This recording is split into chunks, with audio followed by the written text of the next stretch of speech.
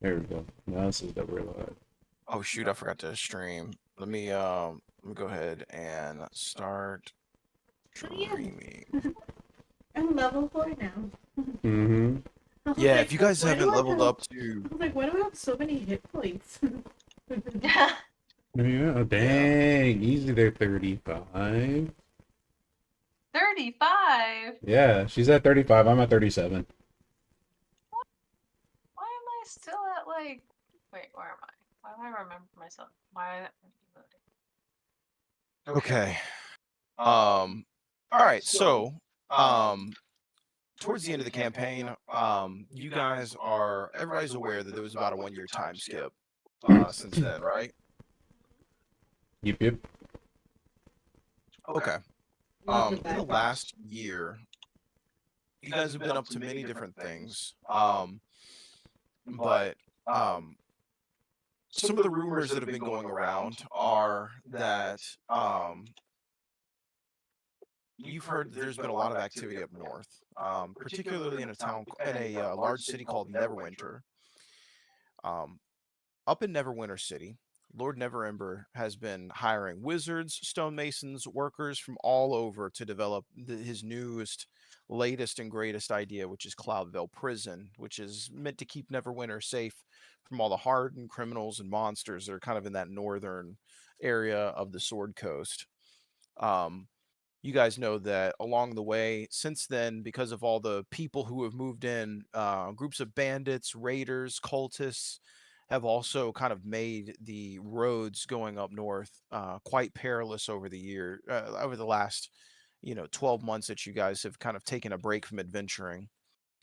Another particular rumor that you've heard is that um, a man, along with a bunch of red clad soldiers, have moved up north and have embedded themselves somewhere in the area of Neverwinter. Now, you guys don't know exactly if this is Yarno, but based off of many of the descriptors and some of the things that you guys have heard, you guys are almost like 90% sure that this is Yarno that you guys have heard about, who has moved up there.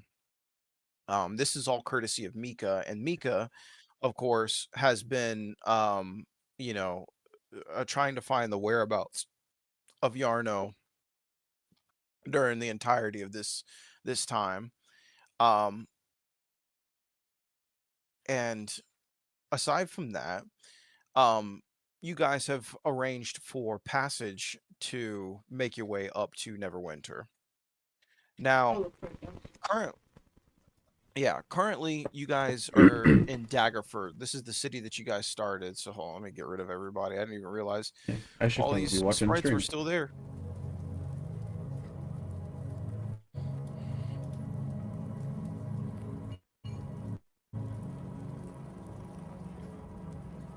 Yeah.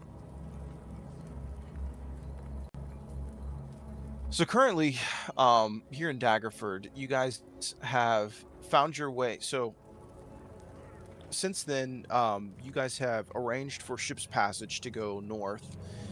Because Neverwinter is a coastal city, you can safely travel from Daggerford all the way up to Neverwinter by boat. However, tonight you're supposed to be meeting with the couple that is um, offering you guys ship's passage north. Okay, it's at a bar called the Broken Gull, and this is usually kind of a little bit of it's kind of like one of the riverfront bars that essentially kind of houses all of the transient people in the city. It's normally one of the favorites for people who have like a little bit of money, but they don't want to, they're not trying to go and dive all the way into, everything that Daggerford has to offer. Um, so in the recent nights, it's been raining. But as you guys go out, the rain has stopped as you guys push through the door of the Broken Gull. The floorboards still kind of glisten a little bit near the entrance, and you can see all the different areas where muddy boots have kind of walked through, walked into this tavern. Outside, you guys can see the river Deliamber, like off here to the east, which moves slow and almost kind of black under the clouded moonlight.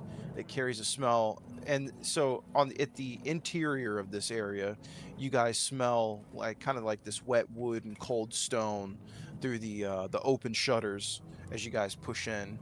So I'm gonna go ahead and pull this. Oops, I'm gonna go ahead and pull this up to where you guys are. Let me see. Let me make Mika just a little bit smaller. Mm-hmm. Yeah. Yeah. Yeah. Leave. Inside Sad the Matt tavern, you Machola. guys immediately. Yeah, you guys immediately kind of feel the warm, but crowded, air that's thick with smoke and from the tallow lamps, and the cheap pipe leaf that's kind of scattered throughout this tavern. The sound's constant, the conversation's low, and the scrape of chairs and instruments being played in the corner kind of give the tavern, a warm ambience. Um, as you guys are looking around inside, you guys can see like dock hands, you see caravan guards. Um, Maybe up in the front, you guys see a pair of sailors that are kind of discussing quietly over drinks. As you guys sit together, or as you guys like come closer in, um, and this is just a few things you guys see. You see that there's the bar, where that couple is, man and woman, who are kind of dressed in seafarers' clothes. The second thing that you see is a dice table in the back. Um, there's a musician in the far right hand corner. There's also kind of a quiet corner where you guys see there's kind of a lone guy drinking to himself, and there's a few dock workers that are kind of sitting all together. As you guys walk in, all of these things kind of hit your senses. What would you guys like to do? And then I'm going to switch this music real quick because that was supposed to be the pre-session music.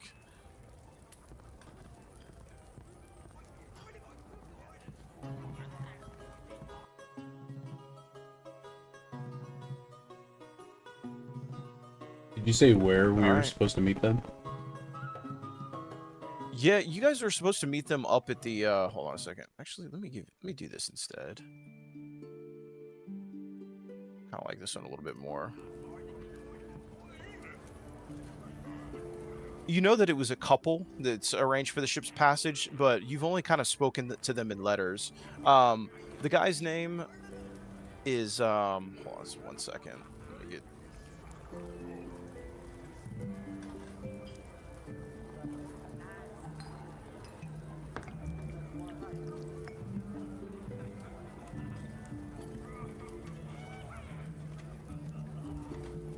The guy's name is Captain Hale, and the woman's name is I don't know why I'm like blank. I am totally blanking out on their names, and I spent all this time putting this stuff together. So,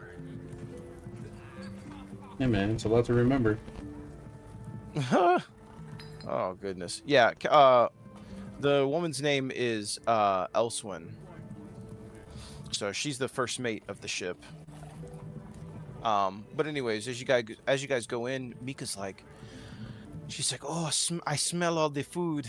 We have to get something to eat. She's like, Olatra, she like starts pulling you into the tavern. She's like, come, we will eat until our heart's content. As she like kind of pulls you back.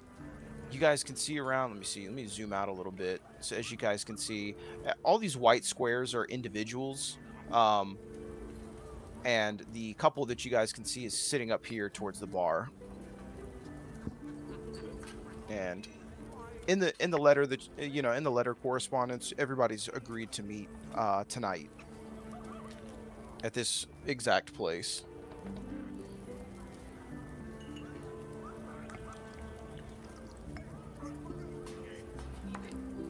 Were you guys supposed to be meeting? It's a place called the Broken Goal. So Yeah. that's the tavern that you guys are at right now. I know, but like, are we supposed to? Why are we there? Like, Oh, you're going to be meeting with two individuals who have, through letter correspondence, like Okay. agreed to ship's passage, yeah, to take you guys north to Neverwinter.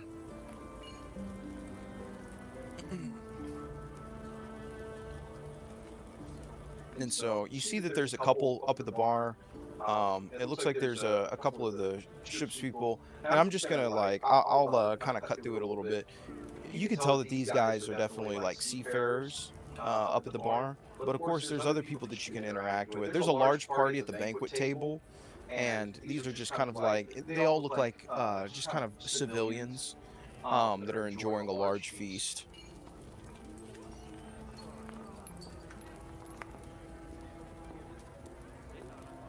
Okay, he's just gonna go over there and just sit. Unmute. Okay. Yeah, so you guys push a little bit further into the bar.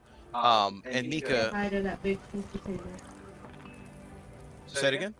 I'm gonna say hi to the people that are there on that table, that big table.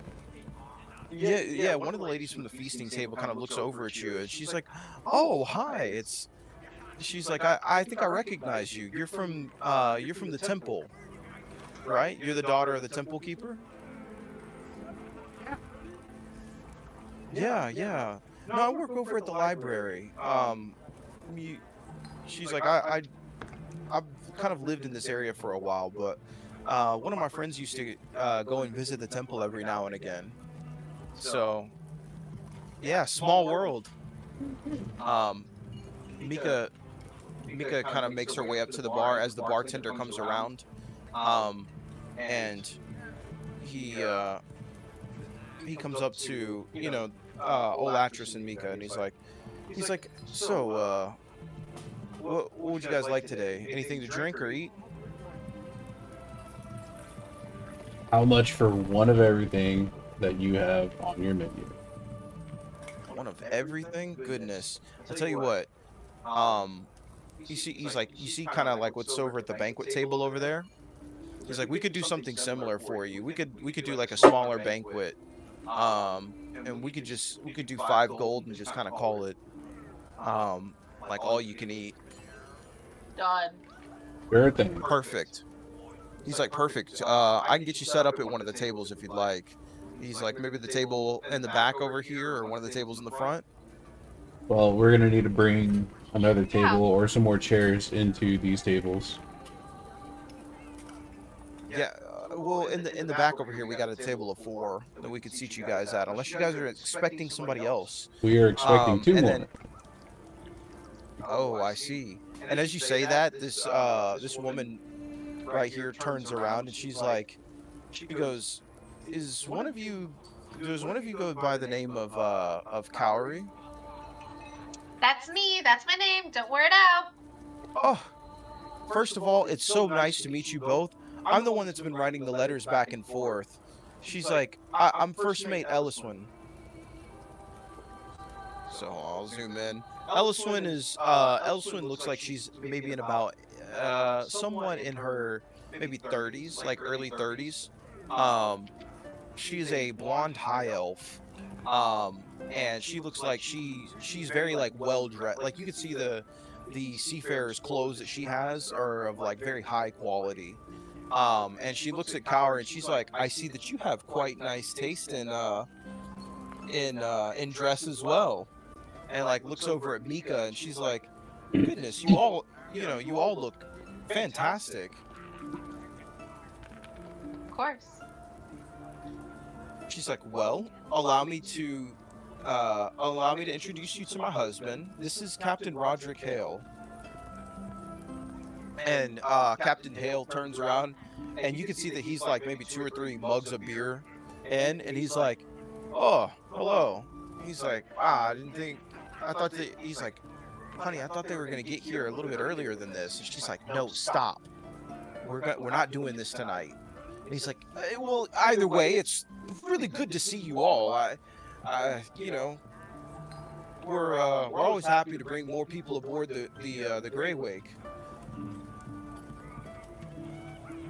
And you see that he's like kind of looks around and tries to see if there's like more of you, but after seeing that there's only the 4 of you are the group, he's like, yeah. So, if you don't mind, I'd like to at least get to know you all. He's like, he looks over at Mika, and Mika's like, I am Mika. and then he looks over at Olatris, a little confused, a little lost, a little bit drunk. Oh, he's not even there.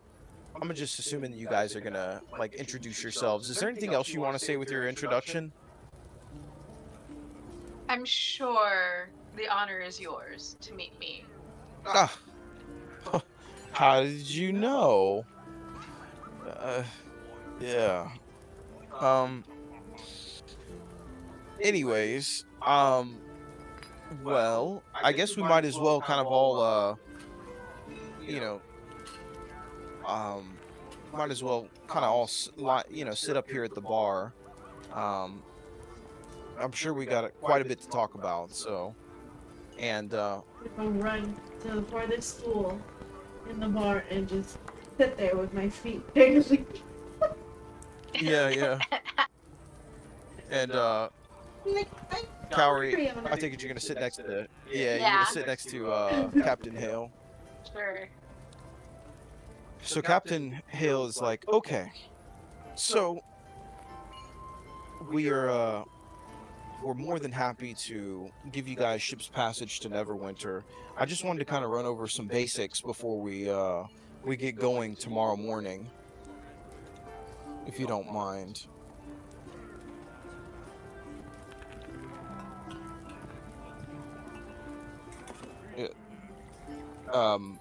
Cowrie, right? That's your name? Mm-hmm.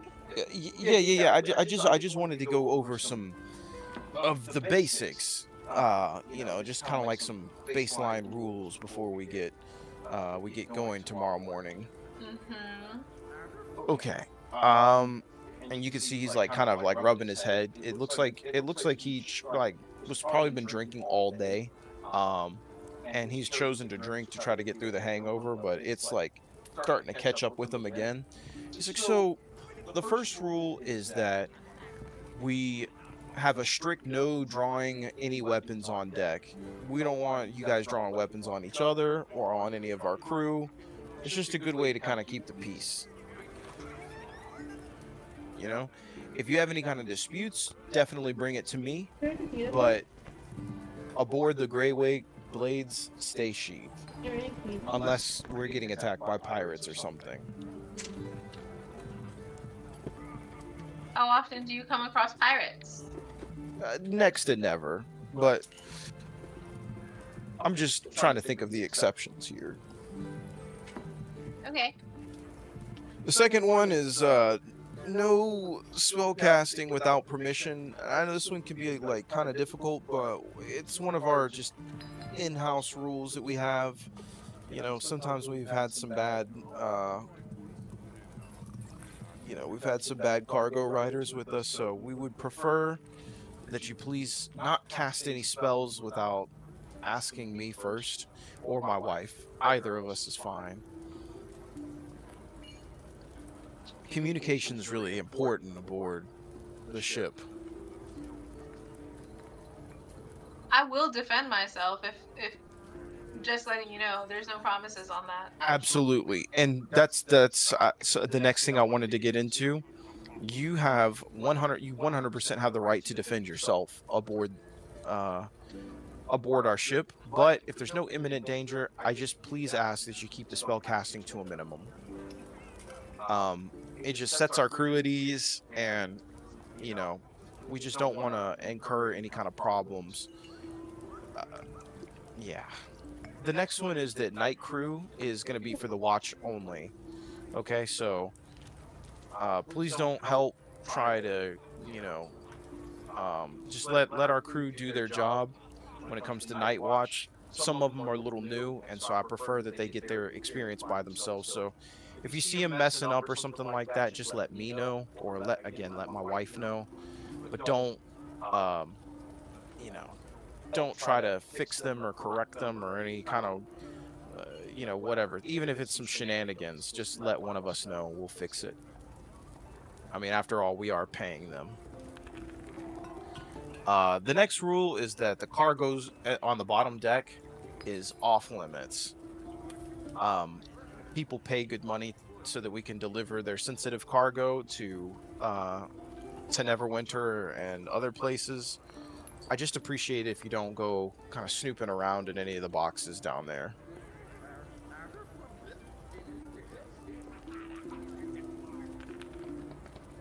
Can you tell us what you're shipping? To be quite honest with you, we don't really break open every little thing. You know, we do standard shipping, no liquids, you know, no weapons, no crazy magical items. We usually ship like raw materials for others, especially because the price of raw materials has gone up drastically in the last year and a half whenever you ship them north. So it's been a good opportunity for people to make money and a good opportunity for us to make money sending that stuff up north.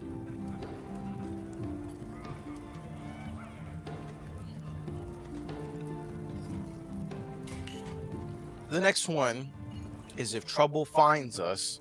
So if we do get attacked by some random stupid band of pirates, okay?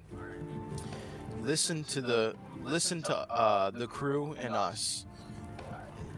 We're all for, like I said, you have the right to self-defense, but any kind of heroics to try to save the ship or the crew, that stuff gets people killed. So let's also keep that to a minimum. Any kind of heroic actions, let's try to work as a team. If something like that happens, okay? And if for whatever reason, God's forbid, the ship goes down, you listen to Else, okay? Else is his wife, or Elliswin, but he calls her Else. He's like, that's not a suggestion.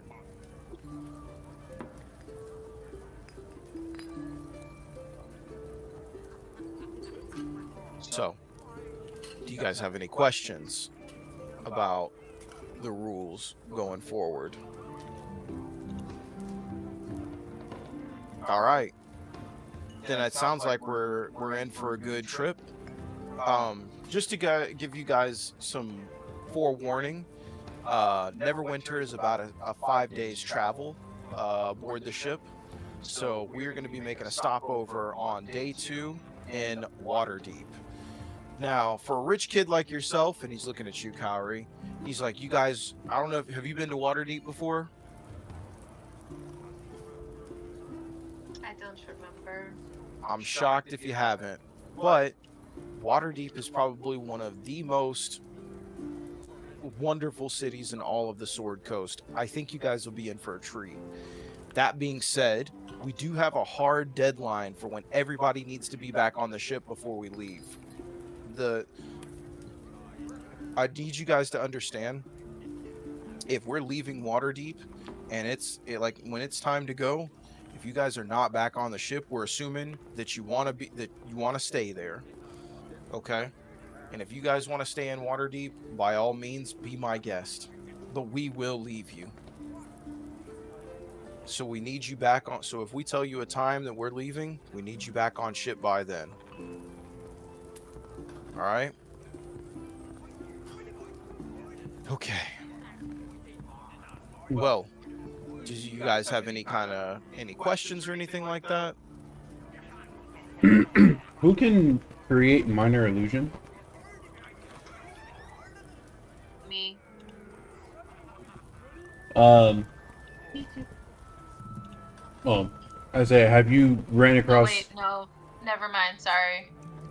Oh, okay. No. So then I look at Kaori and I say, hey, create a minor illusion of Yarno and show it to him, and I'll ask the captain and be like, hey, have you seen this person?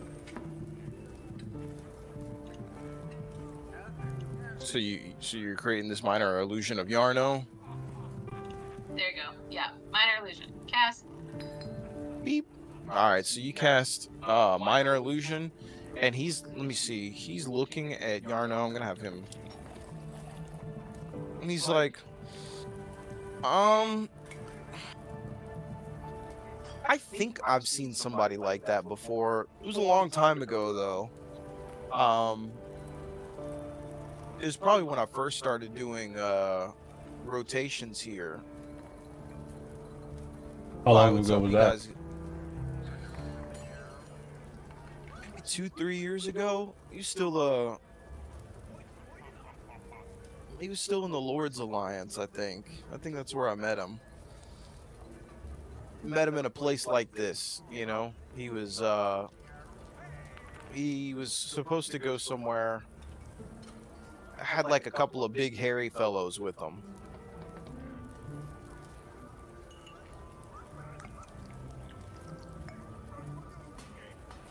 Okay.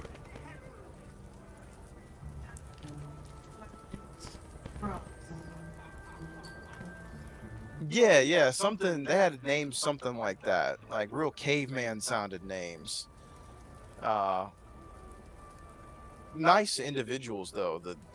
As scary as those two were, I mean, at least one of them was nice. One was a little grumpy, but um, three of them were. Oh, They tried to kill us. oh. So were you guys on some kind of like revenge tour or something like that? I mean, nothing wrong with that. It's just. I think the less you That's know, right. the better. Yeah, his wife's like, be nice. And he's like, I am being nice. I promise I'm not being mean. He's like, anyways. He's like, yeah. But you haven't seen him in the past year? I haven't seen him in the past year, no. But I have heard that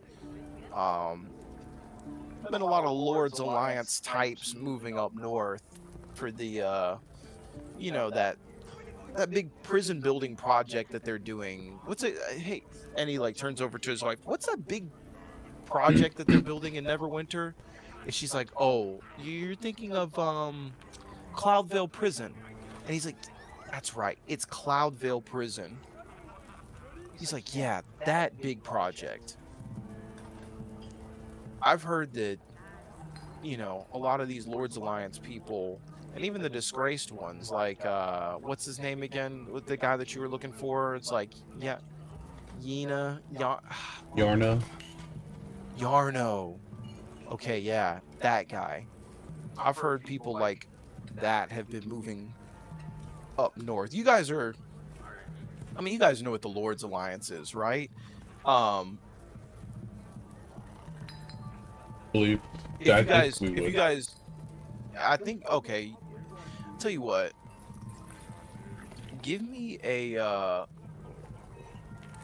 history check from the party, but Kaori, give me a history check at advantage. Because Sorry, this would I'm be gonna more reroll. Because it wasn't at advantage. Okay, 12. a 12? Okay. 20. So yes. So you know that the Lord's Alliance is a group of like well-off individuals who are essentially who care a lot about the succession of power and keeping up with the right people being in power throughout the realm.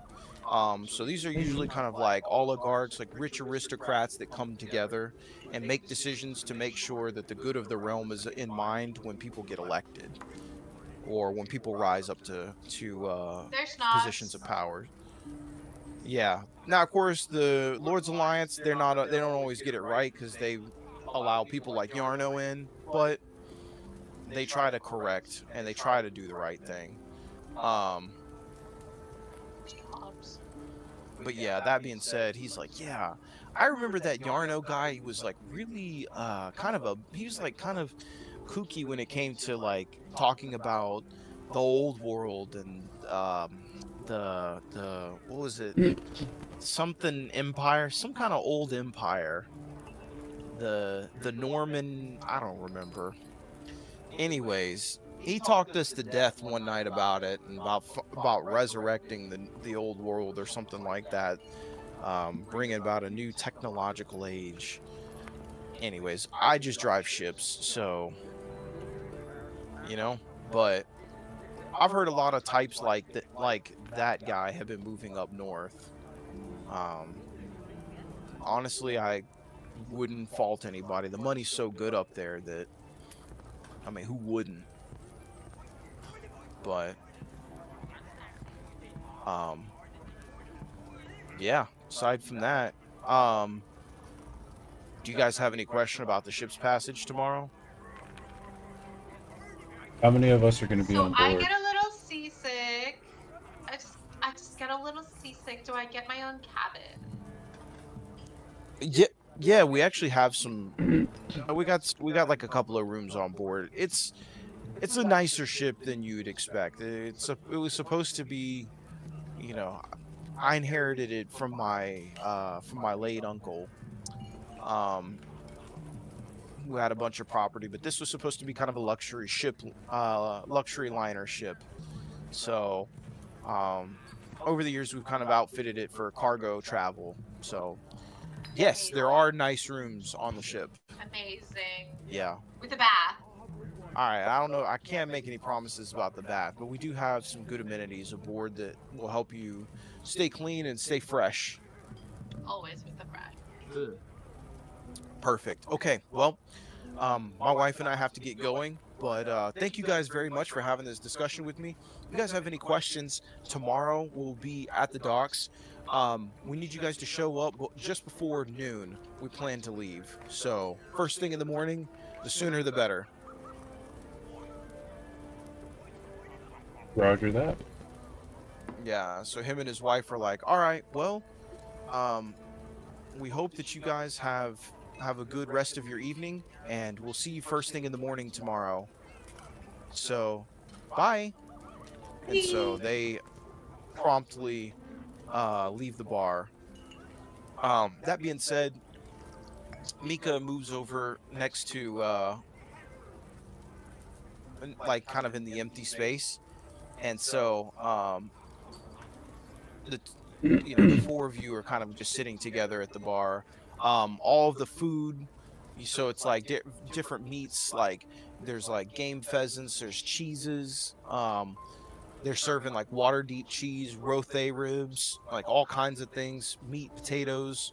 Um, and they bring out drinks for the four of you.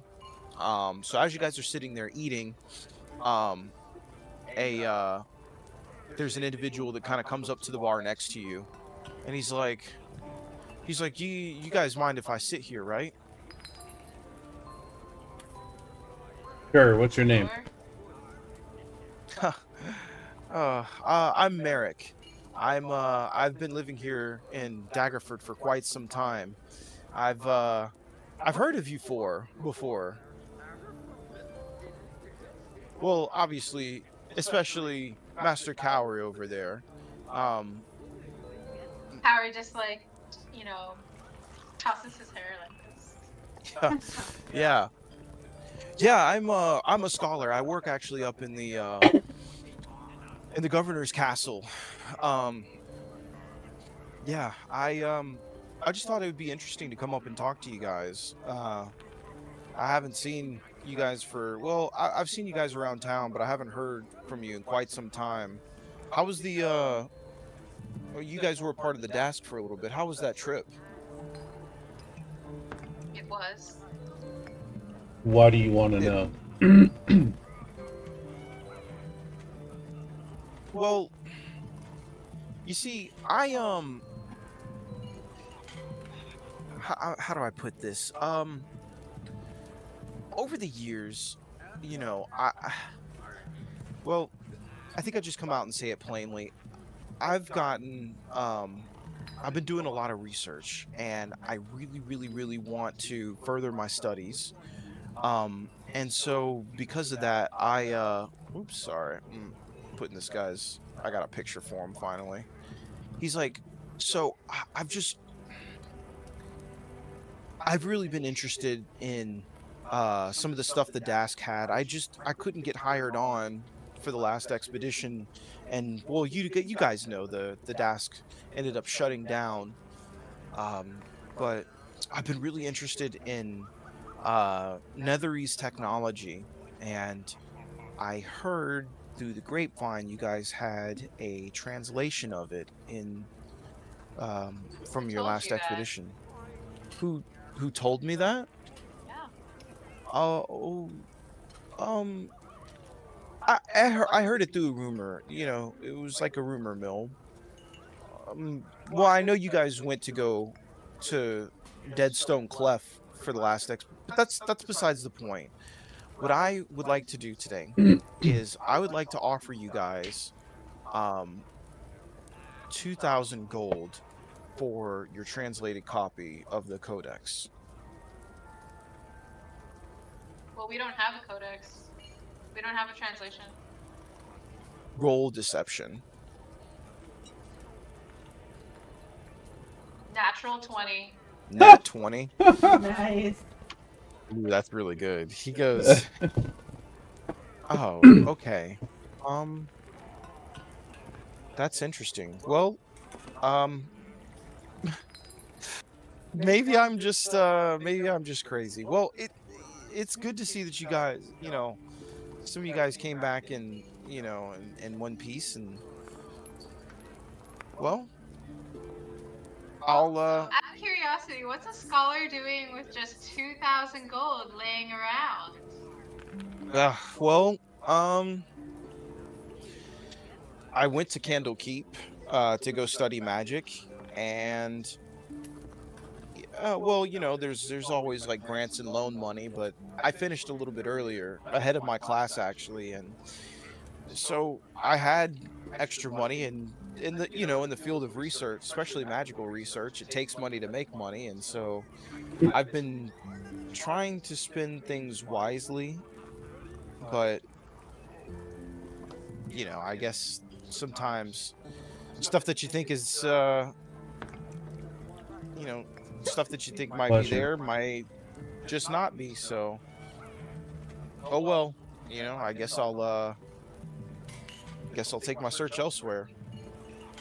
Back to the library for me. Well, anyways, thank you. I don't want to bother you guys. It looks like you guys are kind of enjoying your night, so thanks.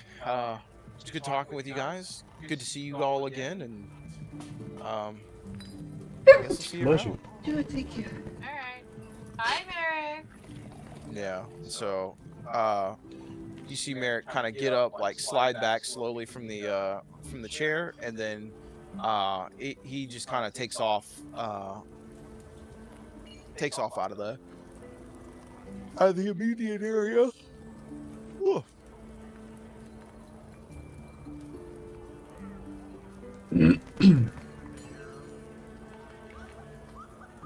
That was kind of weird. Yeah, Mika's like, oh, I know.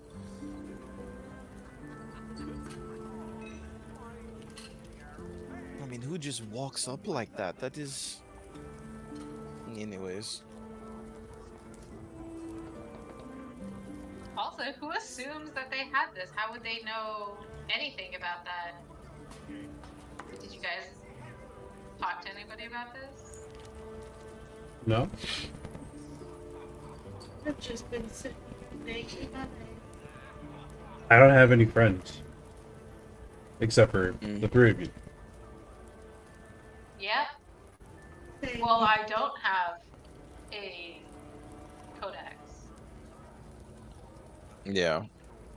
I forget who has the copy of the Netherese Codex. No, I do. Oh, you do? Okay. Yeah, she does. Like, player to DM, for sure I have it. I'm just saying it out loud so that everybody else in the bar knows that I don't have this translated copy. Yeah.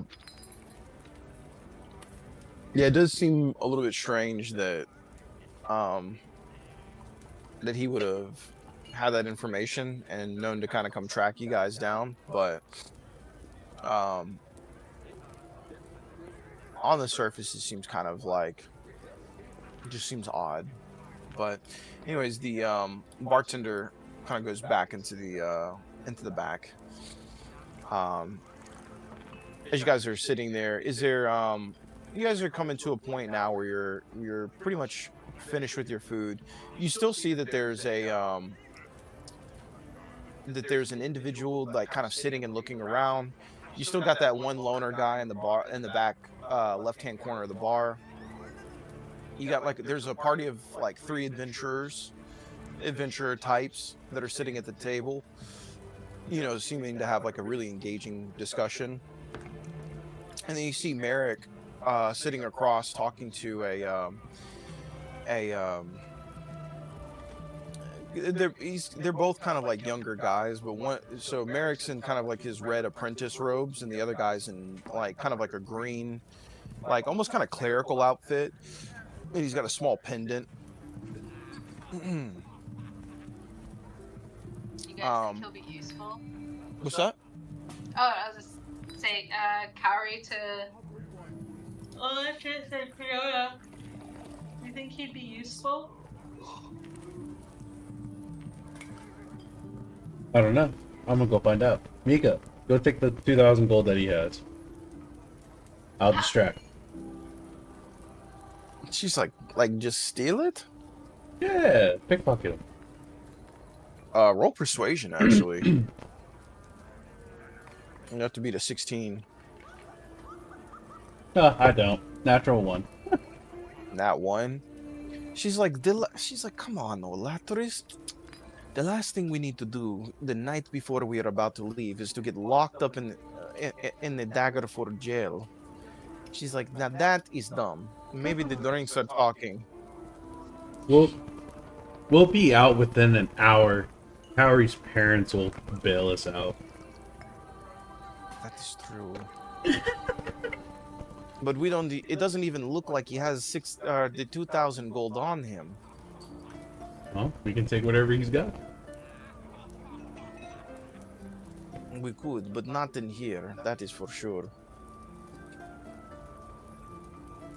She's like, I may be a thief, but I am no. She's like, I am not a brute. Okay. I'm gonna go over to Merrick and the other guy. Okay. Yeah. As you come up to the table, you see Merrick, and Merrick like turns to you. He's like, "Oh, hi. I forgot your name." He's like, "Cause you're not really around here you're not from around here, are you?" No, my name is not important. Oh. I'm here for your friend. Yeah, the friend looks over and he's like, "Me? Yeah, you. What's your name?" Oh, well, hold on a second. Let me, he's like, I'm Thalanir. You could just call me, T. What'd you want to know about me? Your attire. Are you some sort of cleric? I guess you could say something like that, yeah. I'll sit down next to him. Okay, yeah, so you sit down next to him, and you can see that he's got pretty nice green robes, and you can see on the sleeves, he's got like, it looks like there's some lettering, let me see, what? I'm just gonna take a look at your character real quick, see if you would know what these are. He's got lettering in Draconic, like, so you know it's Draconic, but you can't really make out what the words say on his sleeve. I'll ask him what it means. Oh, the lettering on, well, it's like a saying. It's like, those who love the Dragon Mother will represent her always. Old saying at the temples. Let's see.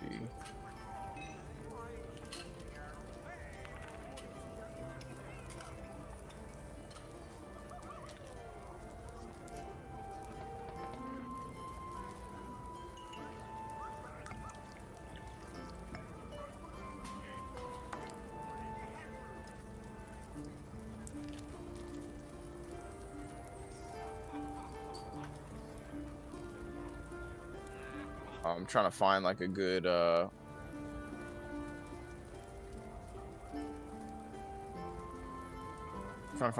picture for him, but basically, yeah, he's like a young guy, maybe like in his like late teens, maybe early 20s.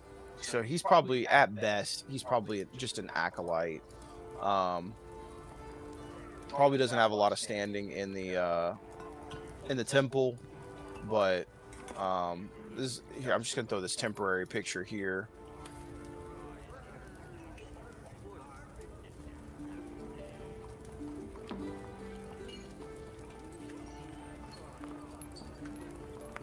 So, yeah, he's like, so what do you want to know? Anything about Tiamat?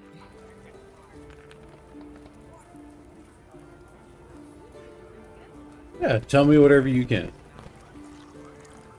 Whatever you can Okay, remember. well, yeah. So Tiamat is one of the, first deities to ever be on. So he starts giving you this like rundown of Tiamat, basically. He talks about how, she was one of the first gods to, or goddesses, basically, to be on the material plane. That once there was an age of dragons, and that dragons are, these highly intelligent, highly superior beings to humans, and that one day the dragons are, going to want to return and potentially rule the world. And so, he's basically trying to get out ahead of dragon worship so that things may be, things may be okay in the end. For him, he sees it as kind of like, you never know which deity is going to come out in front, so I'm just hedging my bets here. So he seems to be kind of like a follower, but still, like I said, like an acolyte. Like he hasn't really drank the Kool-Aid, like drank the Kool-Aid yet, but all the same, he's wearing the robes. He's got the uniform on. So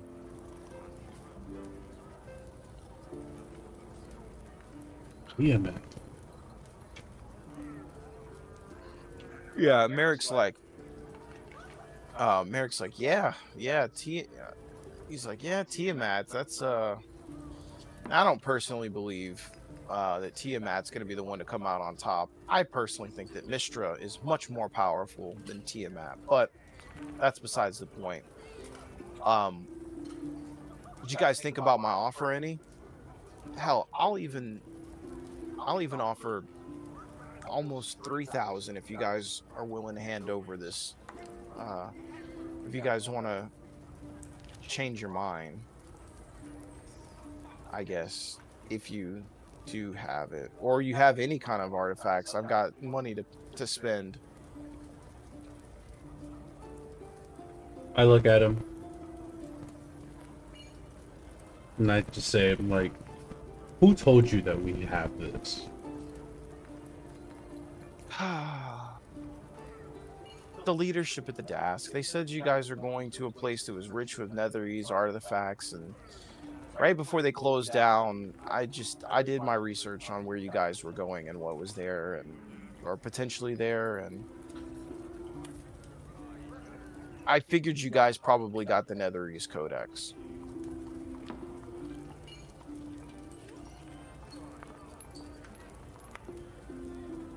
Well, we did find an old book, but we left it. Because nobody could read it. Was it in like a strange language? Some weird markings, that was it. Okay. He like looks over at Dalinar across the table, and he's like, and Dalinar's like, But we know somebody who does have it. who? He like sits back and he's like, who would have it? 1,500, and I'll tell you. He looks over at Dalinir and he's like, 1,500. Give me a persuasion roll at disadvantage. And this one would be a 14. Ugh. Can I guide myself? Yeah, you can guidance yourself. Not what it's a people.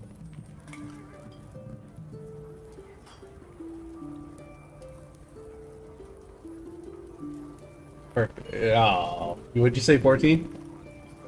Yeah, 14. Yeah, don't. 13. Okay.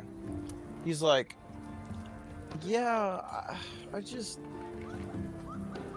maybe we don't spend a whole lot of money on just information. I mean, a Well, fire. He looks over at Dalinar and he's like, I mean, a fire-breathing dragon could have the codex, right? And that wouldn't do that. All that information wouldn't do us any good if you can't actually get the thing that you're looking for. you not only would have your information, you would have a name and a location.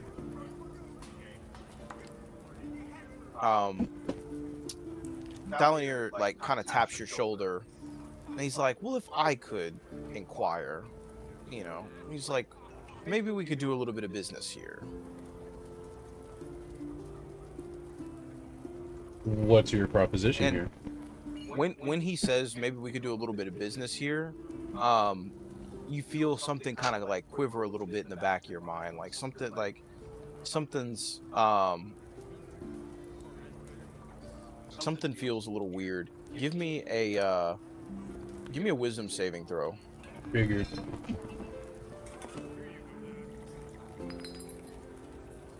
16. 16. Something is probing your mind. Like you feel like the thoughts inside your head are being like listened to.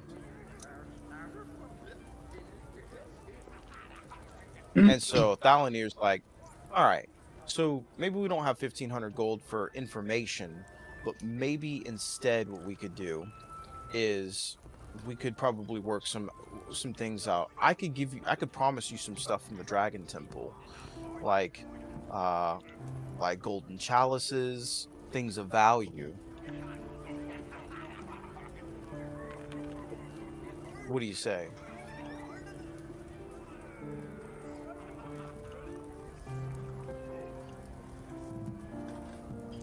So maybe 1,500 gold in equivalent value, even if we can't get you the coins. Because I mean, we're just too broke. Like, I mean, aside from him, and he like you like look over at Merrick, and Merrick seems to be kind of like he's like got his eyes squinted, and he's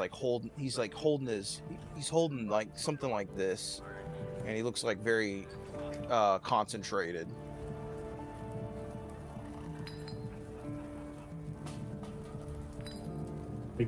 Grab his hand, take it off my shoulder.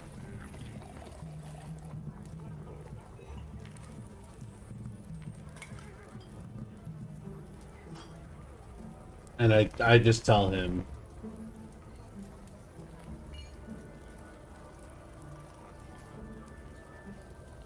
how long do you need to provide 1,500 worth of equivalencies? I could get it to you tonight. Well, what time is it right now?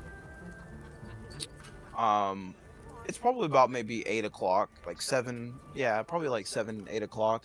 It's like I could get it to you before midnight, or before sunrise, basically.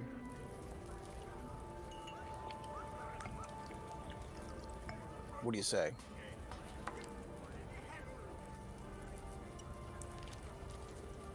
Before sunrise, meet at the docks. And if it's worth what you're saying, I'll provide the information. Fair enough, Merrick. And Merrick kind of like snaps out of it, and he's like, "Yeah." And as soon as Merrick kind of like comes out of it, you feel whatever kind of like tension in the air suddenly dissipates. And he's like, "Come on, let's go take a walk. Let's see if we can find some stuff." And then right before Thalanir gets up and leaves, he's like, meet me. He's like, meet me one in the alley over next to the markets. Uh, before around midnight. He says that to me. Yeah. Okay.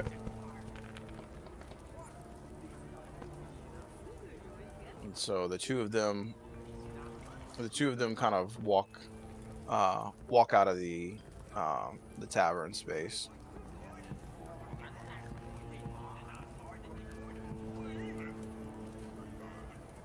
I'll go back And over so to while the you're group. yeah, while you're passing by, you hear one of the guys say, like at the table, they're like, "Oh my gosh, it's insane how good the money up is in Neverwinter." He's like, and you wouldn't believe how difficult it also is. It's like they're trying to keep everybody in the Neverwinter area for whatever reason, and they won't even let you go east. So you pass by them, and that's essentially what you hear as you go back to the bar. And Mika's like, good negotiations, I suppose." Yeah, we need to go. Oh, okay. She like looks over at Creona and Cowrie, and she's like, "I guess we are leaving now." As long as everybody's had their fill of food. I did pay 5 gold for all of this. Yeah. Yeah. Everybody seems like they've had their fill. Um, you guys are. Let's see.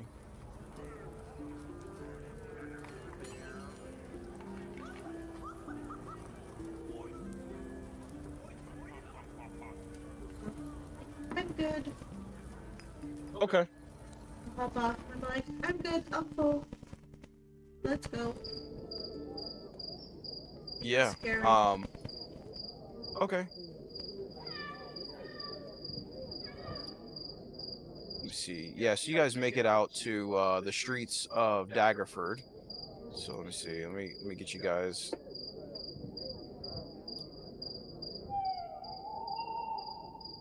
Let's see. Order, send to the back. Okay.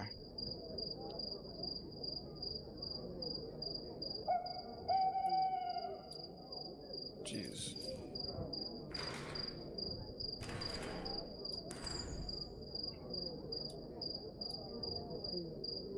Shrink you guys down. Okay. So you know that the alleyway in the market is out here behind 15. So, anyways, so the four of you are exiting the bar over here, which is number 6, and Mika's like, "Well, what happened, Olatris? What did they say?"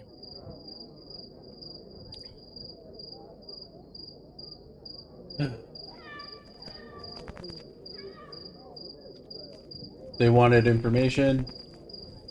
The Dask, before they were disbanded, told them that we might have this artifact or codex, and we essentially am making a deal with them to provide information Oh, on where this codex can be. well, I don't know about selling the codex. I mean, essentially, they would tell them where we are headed, or where we might potentially be.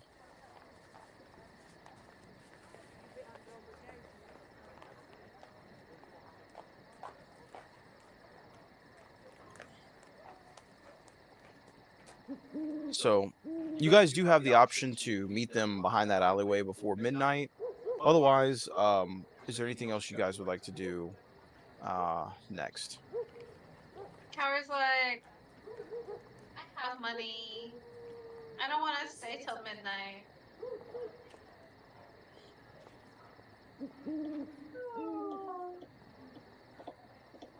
Mm-hmm.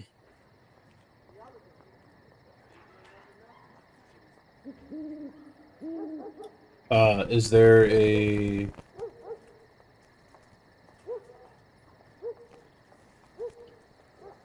uh,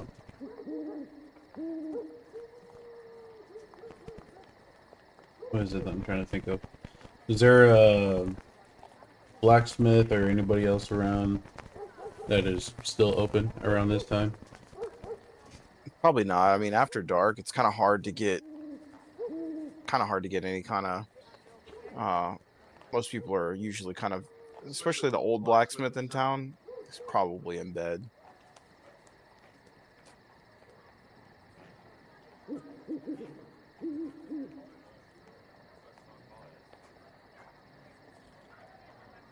Where are we staying at tonight, guys? Does it? Yeah. What is it? Mika's like, come on, Olatris. You know we are staying at the Zin Mauren residence tonight. We have to. They have Kashmir.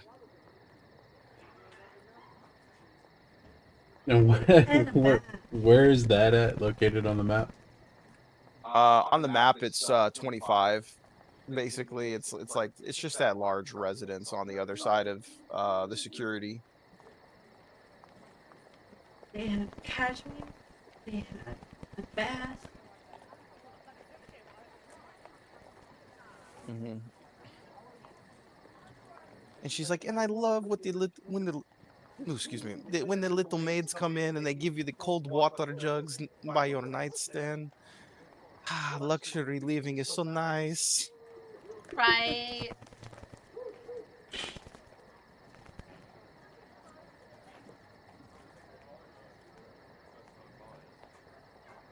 I say, well, we're meeting them at the in this alley by midnight. Who are meeting them? I will be in my bed and sleeping. She goes, I tell you, Mika's like, I tell you what, why don't you two go back to the Zen Maurer and I will make sure that Olatris does not get his throat slit by this wizard. And she goes, we will meet you, we will meet you when we return, hopefully with a little bit of cash. And before you walk off,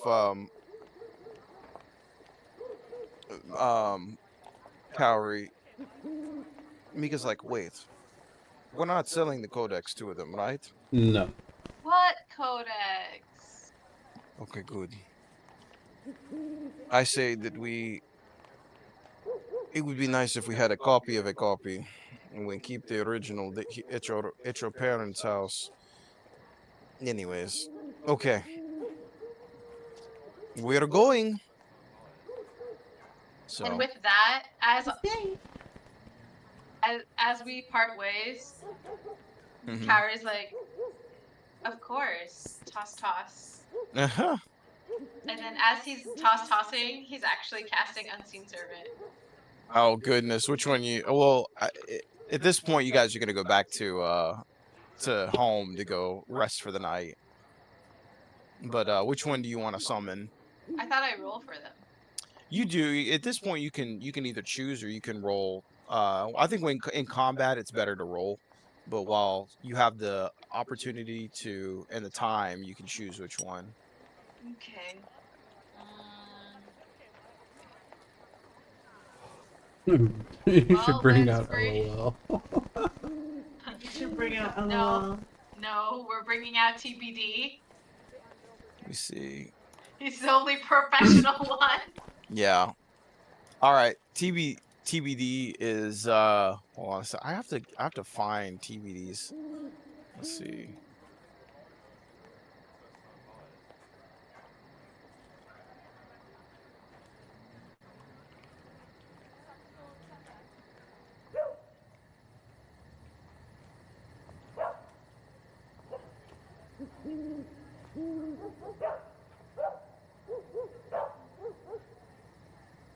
All right, so TBD is summoned, and he's like, "Yes, Master Cowrie, what would you have me do this eve?" Oh, we're going home. Of absolutely, Master Cowrie. I will lead the way. Yes, And but so- as we're walking home, I need you to do something.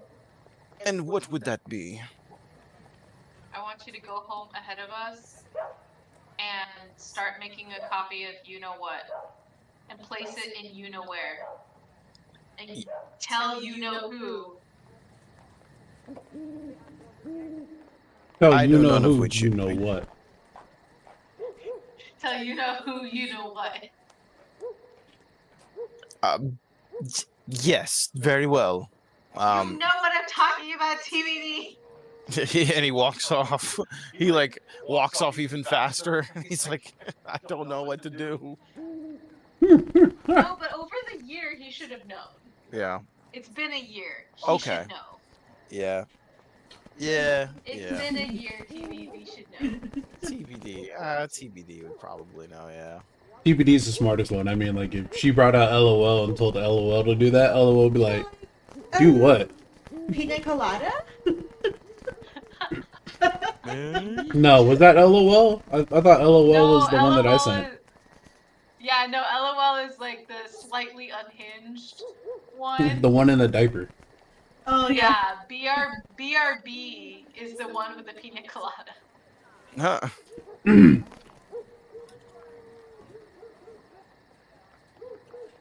Yeah. Oh boy. Okay.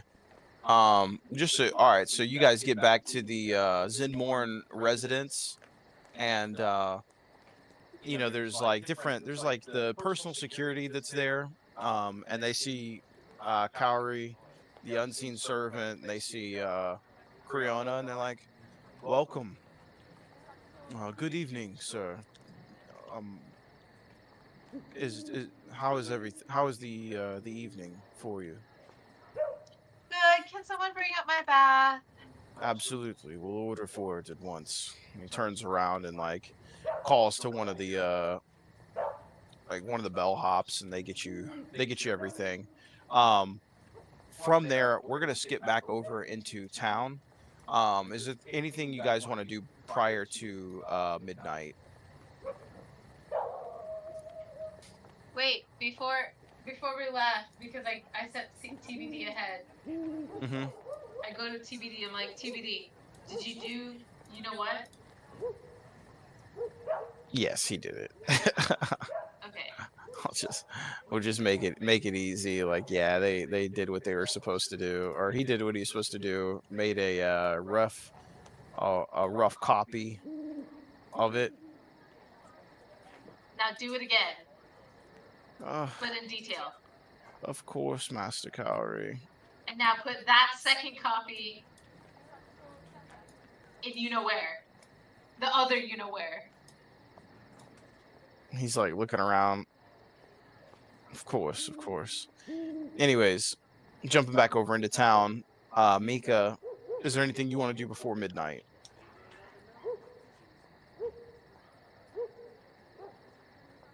Not really. Okay. Well, just in the off chance, I would cast Bless on both of us. Okay. So bless. So you guys are now blessed. So 1d4 on all d20 rolls. As night hits, you guys walk down the alleyway. Which one of you wants to go first? I will walk down the alleyway and I will have Mika kind of scouting up from above. Okay, so Mika, let me see. I'm gonna do a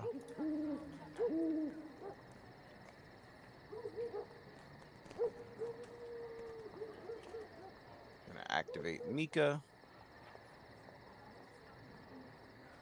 Yes, I would like to activate Mika.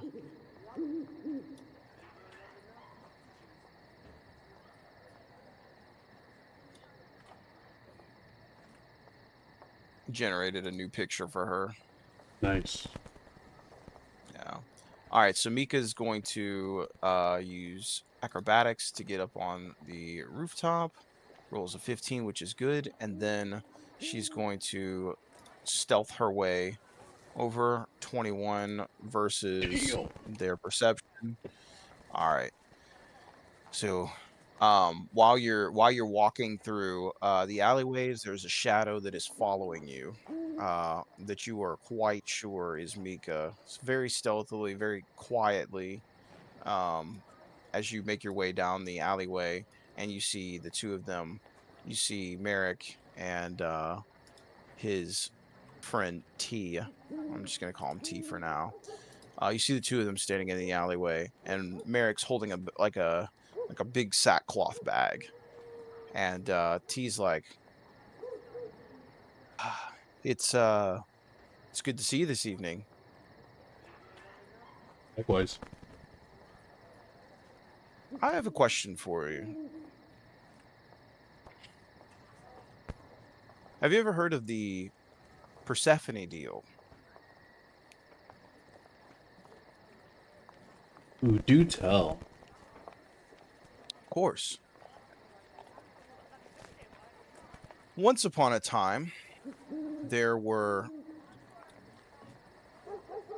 a council of the gods, and Hades, the ruler of the underworld, wanted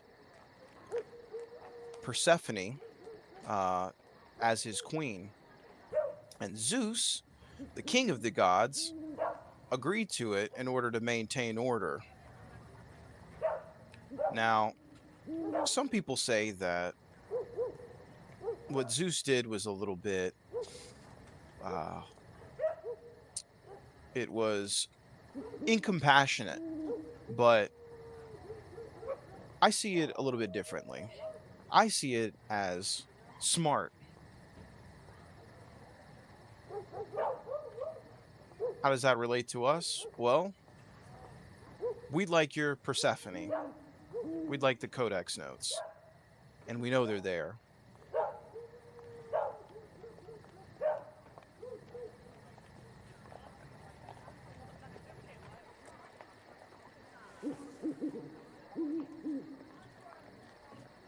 We don't have the notes. I can tell you where they are. Which is why we're here in this alleyway meeting. Am I right?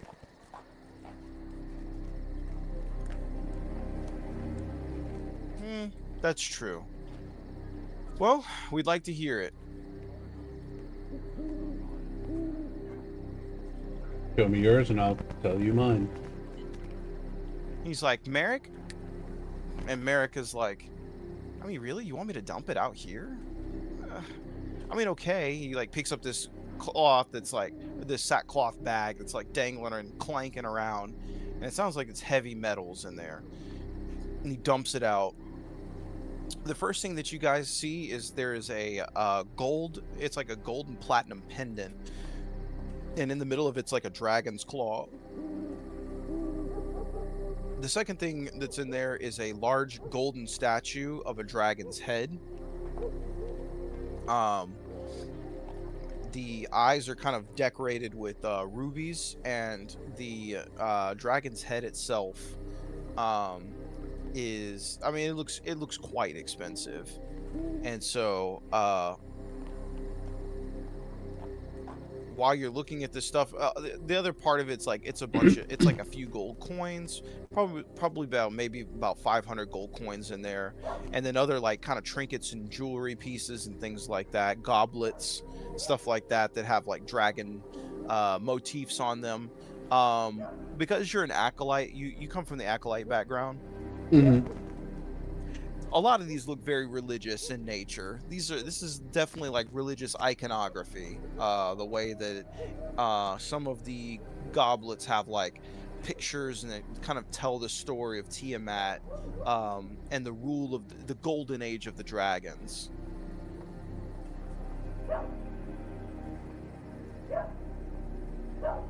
And so T looks over and he's like, you want to make a deal?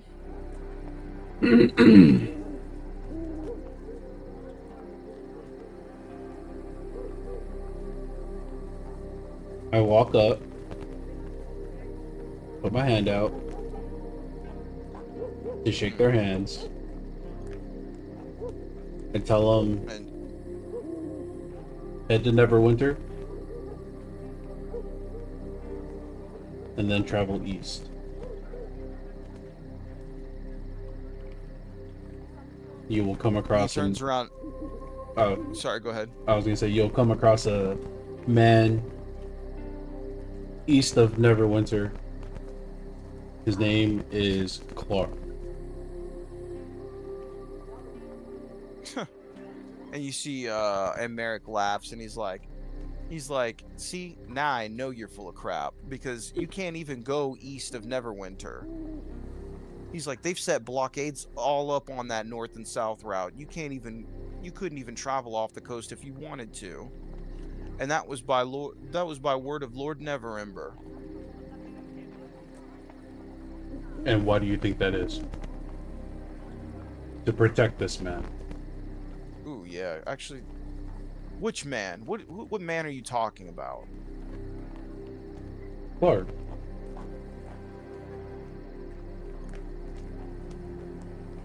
Clark. I don't even know a Clark. That. Try to get you. I'm gonna resize everybody a little bit. I will like- I will tell them that you are right. We did go up there. Clark was with us. He was given the codex. I saw it on him. I thought we left it over there. What race is he? He sounds like a barbarian, like it's a human? Bugbear. Bugbear. So we talking in like how far east? We talking like Tribor? Phandelver?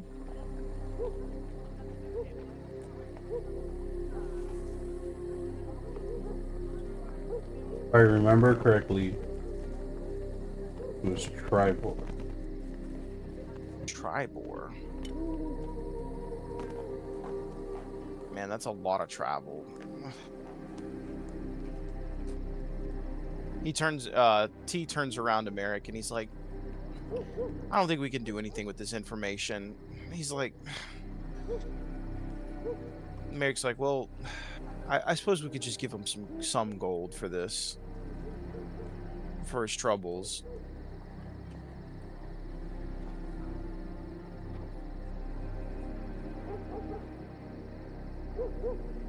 You seem like you're pretty handy capable of being able to sneak around.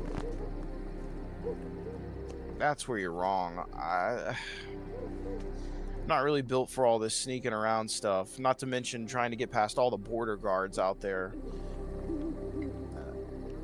How about 60 gold for your troubles, and we just call it we just part ways. How about the pendant and 20 gold?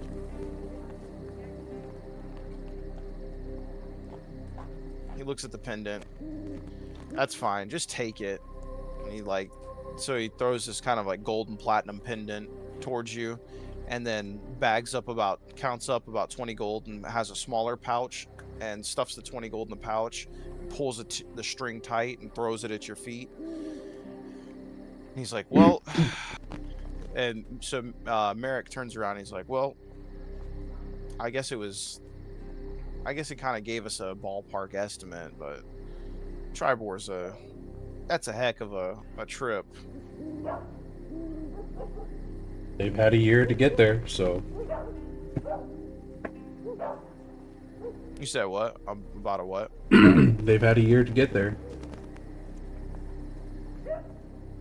Yeah, but that's, I mean, you're talking about taking the high road and then branching off on the long road, and that's, yeah, I mean, that's like what, at least a 12-day travel on foot.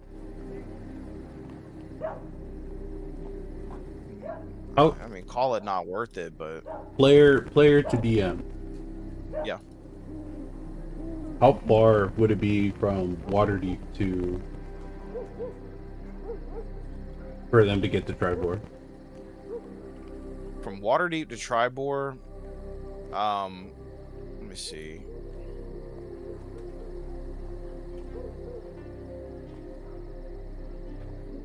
Waterdeep to Tribor, I think it's about 12 days, if I'm not mistaken. Hold on a second. Let me actually measure this out. I know from here it's about 16 days if you're traveling on foot. Yeah, it's about 11 days. 11 days of travel up to Tribor. I'll tell them for an additional 100 gold, can give them, cut their time down by 4 days. Let me see. They're like, no, that's okay. That's a little bit far.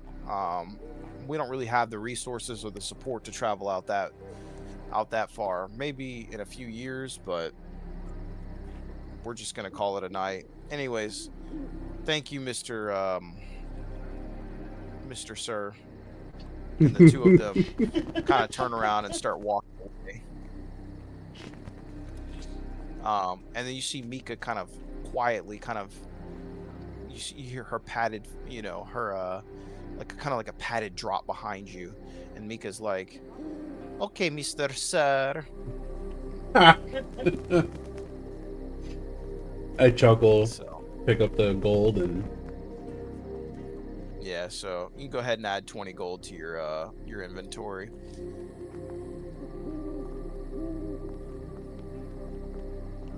And so as you two go, as you two start walking back towards the Zenmoran estate,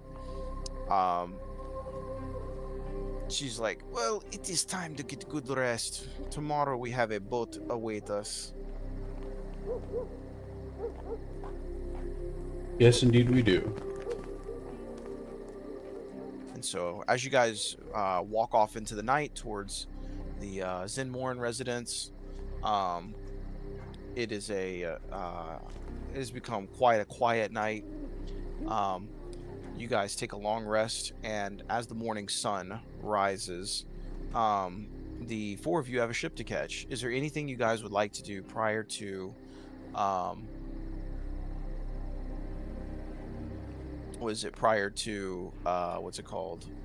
docking the ship?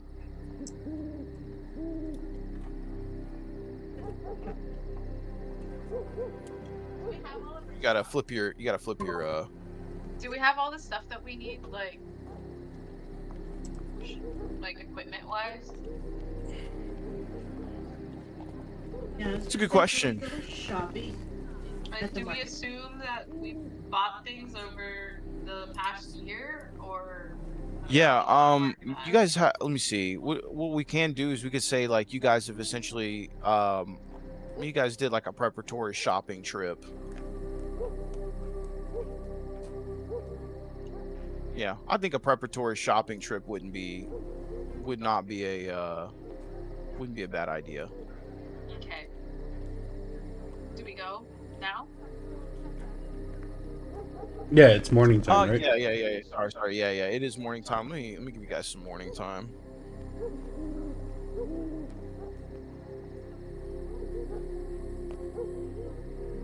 Let me see. Let me cut the night.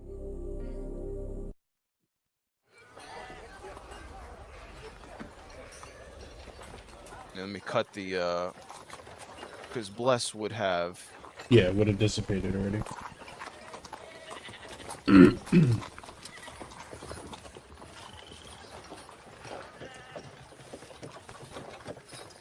Okay. All right. So you guys go shopping. Okay, so let me see.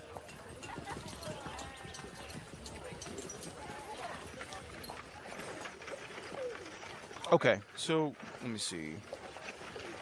There is so number 9 is like a general goods store, and it's called the Clean Chin. And so let me see. Yeah, so you guys walk past the drill field into this small general goods store, and there's a bit of an older gentleman as you guys walk in. He's like,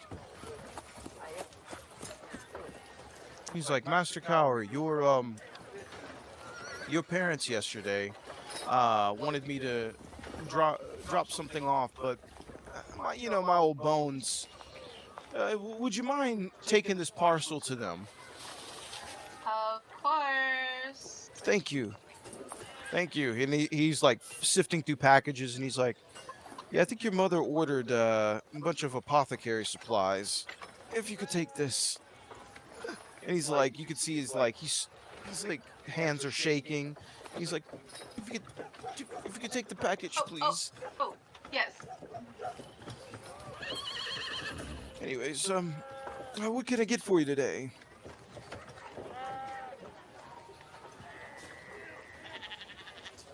We're going on a little trip. Mm-hmm. Yeah. Oh, by the way, Cowrie, you know that this is Xanath. So this is he's an experienced smith, but back in the day he did fight alongside your father. And he was a bit of he was like somewhat of like a superior officer to your father. Or not officer, but he was like he had been kind of in the town militia for a little bit longer. And so having kind of fought alongside your father, like there is that history of the two knowing each other. He met your mother once your father married her, and he's been like a good family friend ever since. Anyways, what could I get for you all today? What do you have today? I have everything that you could possibly need and more. I've collected a lot of things over my years. Potion of healing, please. Yeah. Do you have any cool new crystals? Hey, give me 1 second. I could actually find. I might be able to find something for you. Maybe not a pistol, but I've.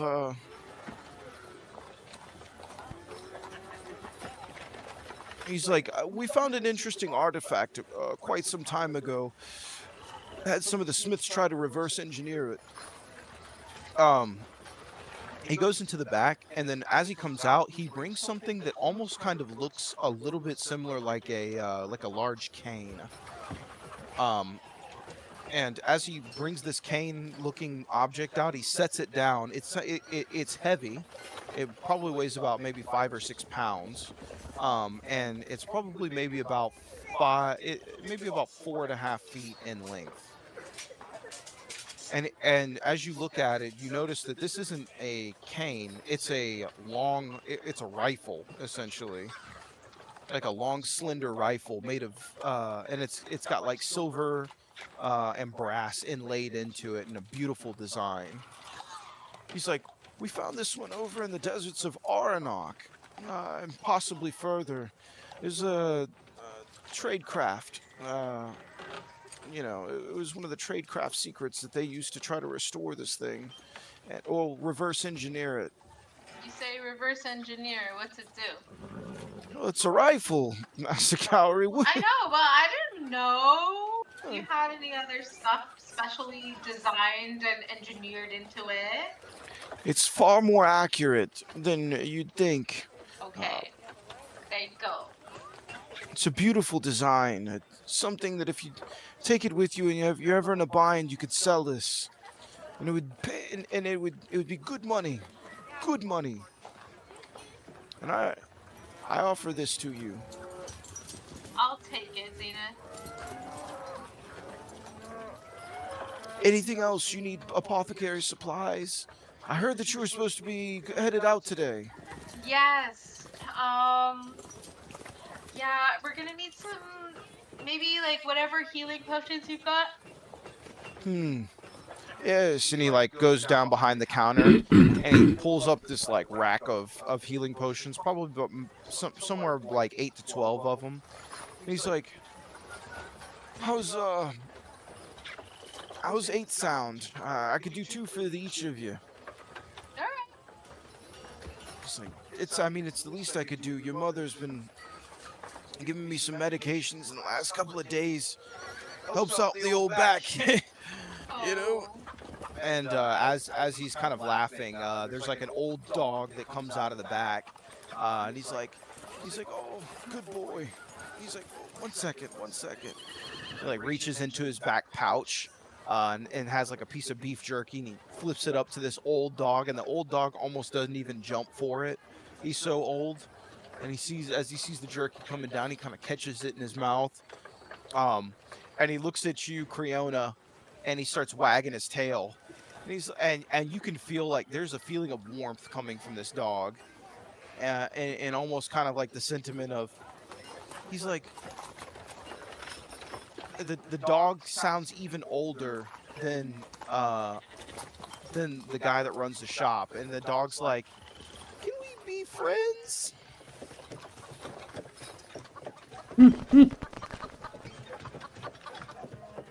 Like this. Anyways. Boy. He's like, yeah, and he's like leaning into these scratches and stuff like that. Like, this dog absolutely loves you. And y'all haven't known each other for very long at all. Anyways, the shopkeeper's like, so, apothecary supplies, is there anything I could possibly help you with? Thanks. A mace? Yeah. I could get you a mace. How? What is there any type of? Do you want silver or non-silvered? Whatever you want. I got both. Non-silver. Or sorry, silver. Non-silvered. Silver. Silvered. Yes. You got a werewolf to kill. Yeah. He's looking at all of you and he's like, "Who did you mess with?" I'm just kidding. He looks at Olatris. "What about you? Are you helping him kill werewolves? You guys are getting yourself into some serious trouble. I'm telling your mother, Master Gallery. Please don't. Please don't tell Don't my think mama. I don't know your mother too, Creona. I know you do, but please don't tell my mama. I'm telling her. You guys are getting into trouble. You kids. All of you. Maybe except you." And he's like, looks over at Olatris. "You're not really a kid. But the rest of you. And you too." And he's like pointing to Mika. And Mika's like, "Hey, you too." He's like, I got an old dog, but I got an old cat in the back. I know your mother. And Mika starts kind of chuckling. I'll ask him, He's like, "All right, what other weapons do you have? I got any kind of weapon you could think of. We've got good suppliers these days. The town's been doing really well. I know you're not from here, but the town's been doing pretty well.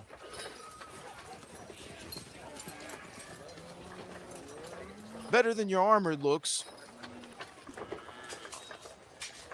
You don't take care of that thing, do you, boy?" No, can you He, like, repair it crosses for his me? arms. It's not a matter of repairs, it's a matter of taking care of what you have. In fact, you know what? I got something for you. And he goes down under the counter. As he comes up, he puts like this ornate jar. Kind of looks like a bit of a vial that's capped with a cork on the top. And he's like, "You could use this since you guys are out fighting werewolves and things." It's a jar of holy water. Okay. Throw it on a devil or a vampire, the damned or whatever. Could potentially sprinkle this on my weapon and make it basically a holy weapon. Or if you get really thirsty, you could drink it too. You could. I've drank holy water before. It's pretty good. You should make more of it. It's a good idea. You guys sell holy water. I need a cleric to play. "Hey, you want a job?" And like looks at you, he points at Olatris again. He's like, "You want a job here?" "Oh, that's right. You're part of them. You gotta go places and go fight werewolves." Oh, Yeah. I got one more thing actually for you all.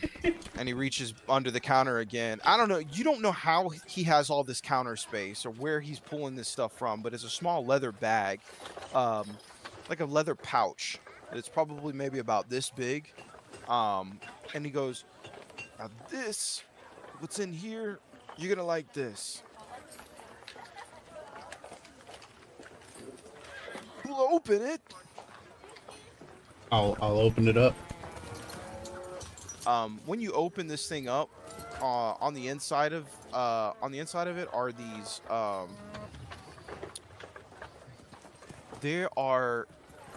there's some of the so they're it's feathers, but they're very elegant and very light like they're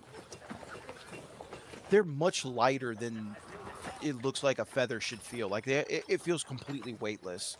And he's like, "So, these are Pegasus feathers. I'm not sure if you've ever had Pegasus feathers before, but fine quality. You use them." And he goes over to Cowrie. "Now, I know your mother trained you well, but Pegasus feathers, you can make good potions from them. Potions of haste." So I'm gonna add that to the or if you guys want to, you can add that to the list.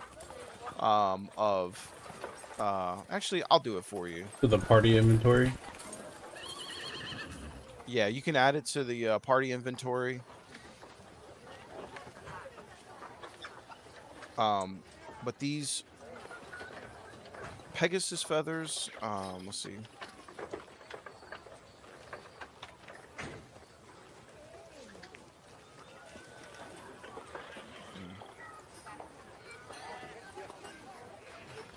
So you guys have 4 Pegasus feathers in there.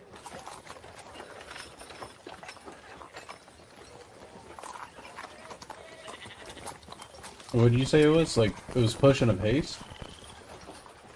Yeah, so he's like, "So what you do is when you're if you're creating a potion with them, one of them will give you quickness." So I'm gonna add a new mechanic to this, and that is that quickness gives you an extra bonus action. Haste, so if you make a potion with one of them, it'll be a potion of quickness. A potion of quickness gives you an extra bonus action for a couple of for I think it's like 2 to 4 rounds of combat. A potion of haste, so haste works the same way like the haste spell, which gives you an extra action.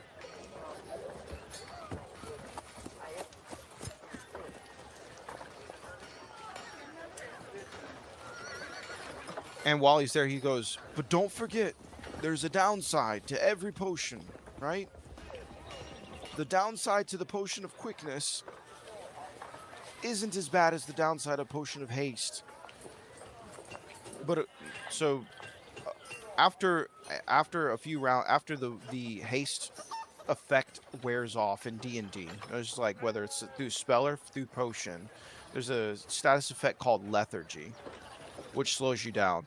The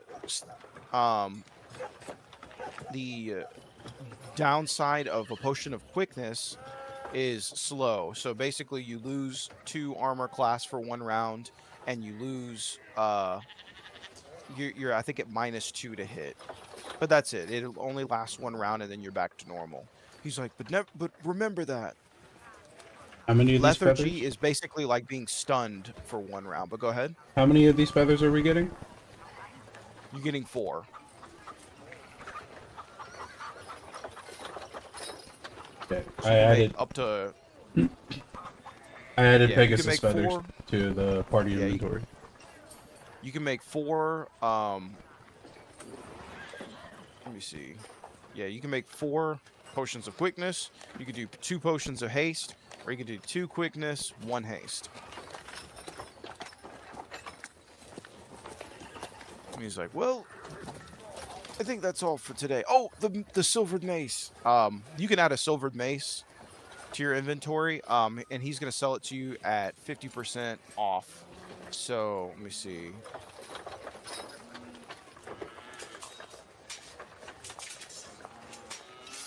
So it's gonna cost about 10 gold for a silvered mace with the discount.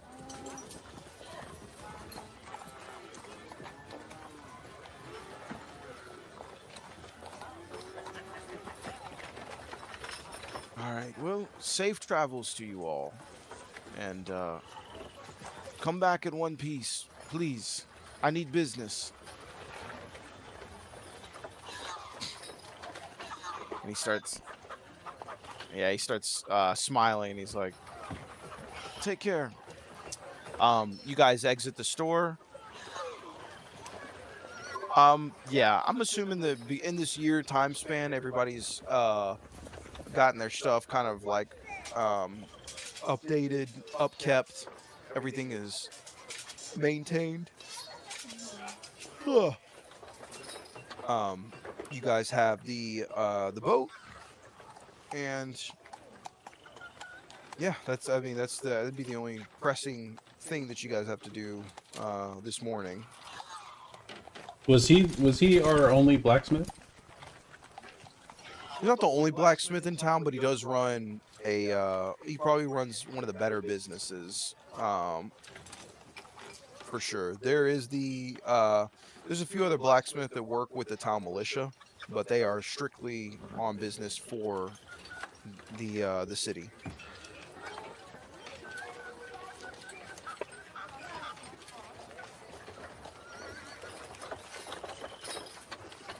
Okay. Kind of wanted to upgrade my armor, but I don't have the gold for any of it.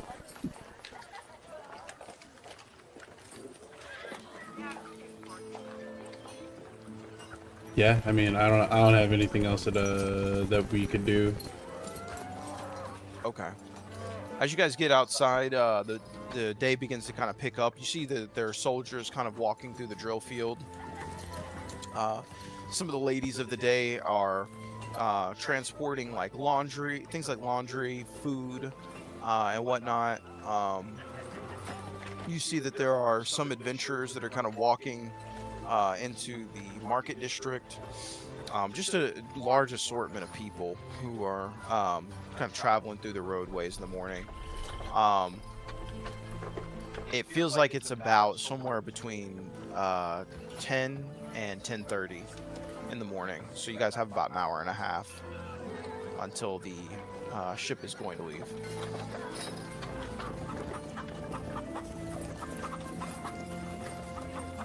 Yeah, so Mika's like, well, I don't mind going down to the docks.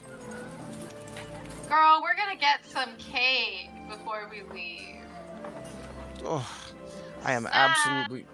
Yeah. Do you guys want to go to one of the local bakeries, or do you want to go to the bakery that's basically at the mansion? The bakery at the mansion. Okay. All right. You guys make your way back up to the Zinmoran Manor. So let's see. I'm just gonna copy and paste.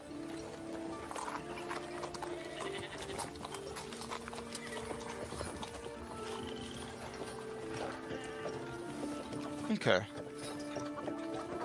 All right. So you guys make it back to the Zinmoran mansion, and you guys make your way into the kitchen where the maidservants are like, Master Cowrie, and the head baker's there, and she's a kind of like a mid-40s woman, and she's like, well, what can I get you today?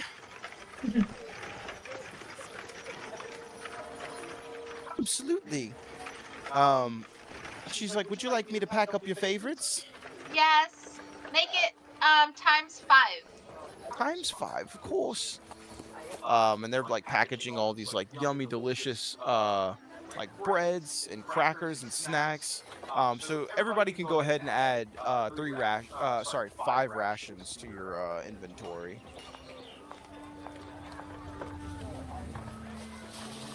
To 5? So these are like dried. Yeah, they're like dried meats and like, but these are if you can try to distinguish them, these are like high quality rations basically that they've prepared.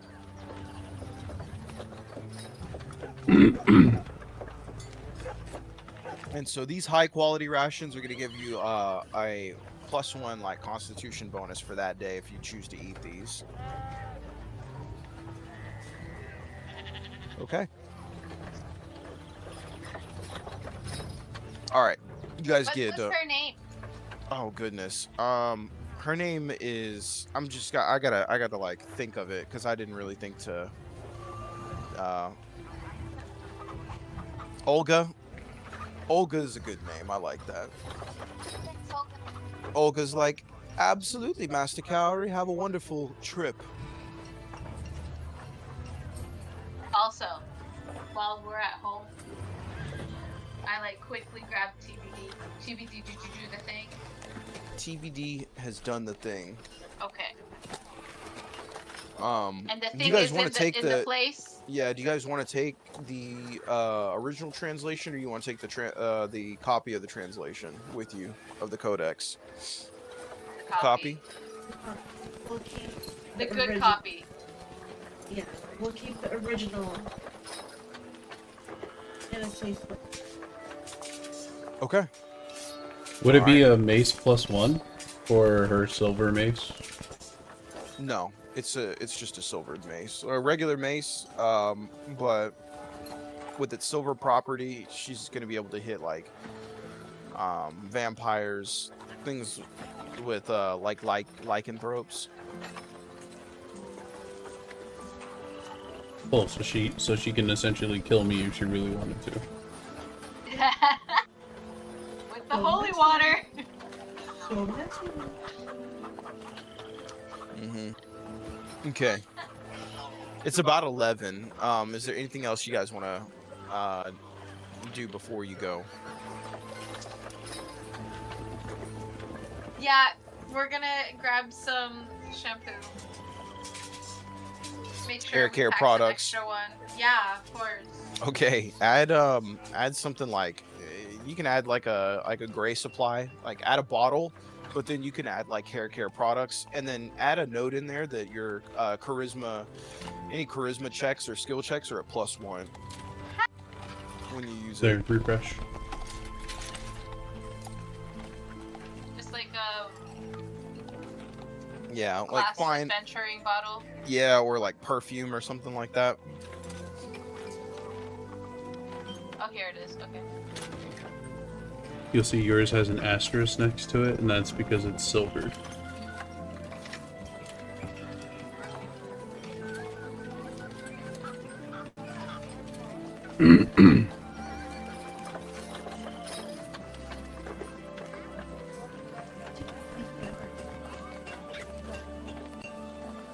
You don't want your hammer?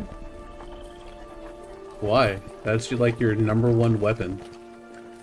That is the POW hammer. Yeah. Ow. That is the one that you just yeet, pray to your deity, and somehow magically get a nat 20. That's true. Bonk. Yeah. Actually, that's what I'm gonna rename her her light hammer is the bonk hammer. Bonk hammer.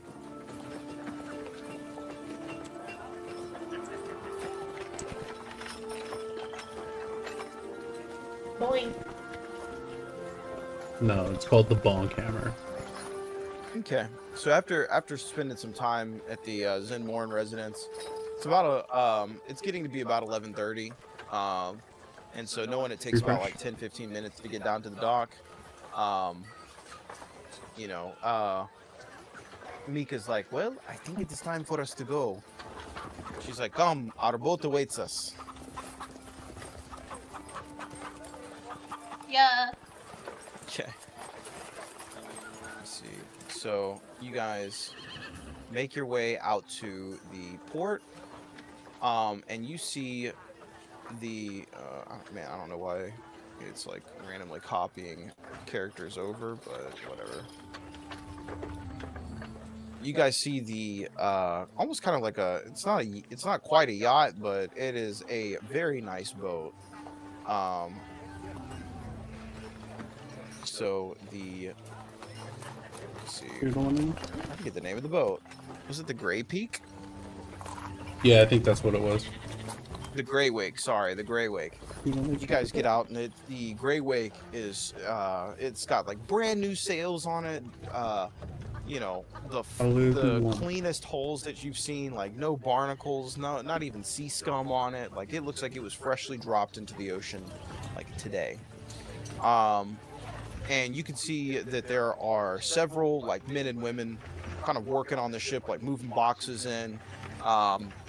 And you can see that the captain, Captain Hale, is standing on the dock with another like young gentleman, and he's got like a scroll next to him, and he's reading things off. And Roderick, or Captain Hale's kind of like, yeah, we'll take hold on one second. He's like, welcome everybody. You guys can go right ahead. You guys are going to be below deck on the first floor. You guys will be the first room to the left. He's like, we've set out a few cots for each of you. And he's like, well, we could fit 2 cots in there, but we've got hammocks also for the more adventurous ones, like up in like the upper part of the room.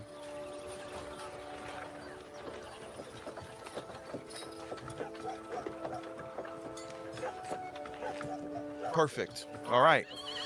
Well, thank you guys for doing business with us, and we hope you enjoy your stay aboard the Grey Wake. And as you guys go on,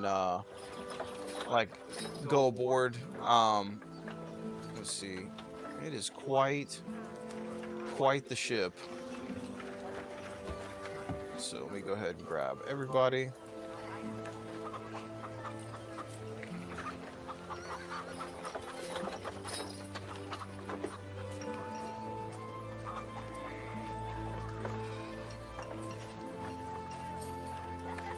See.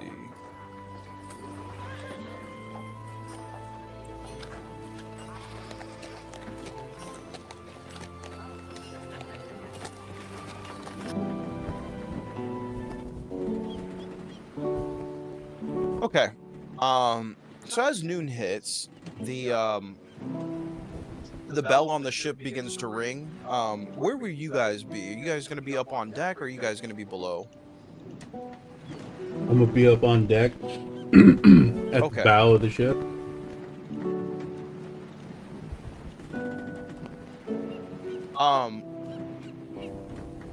Okay, so while you guys are up on deck, you could see that Mika's excitement is like at an all-time high. She's never been aboard a boat like this before, so for her it is like it's like a completely brand new adventure. So let me see. I'm gonna grab.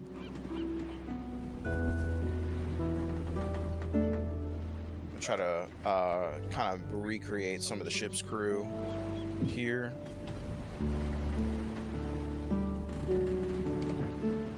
Oops.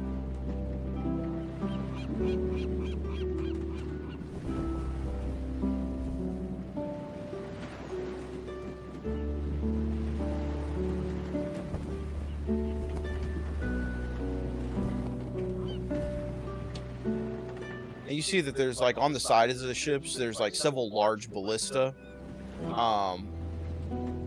that are kind of designed to just help with the defense of the ship overall. And then let me see.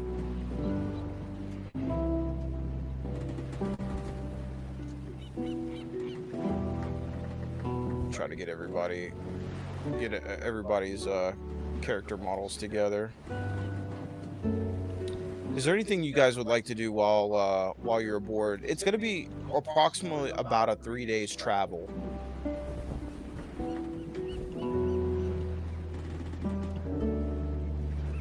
To Waterdeep? Yeah, before you guys get to Waterdeep.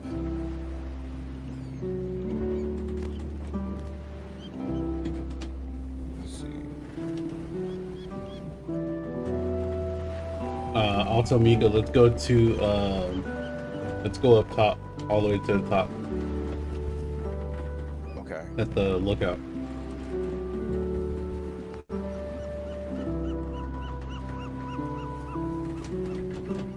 Sorry, I'm still trying to put everything together real quick.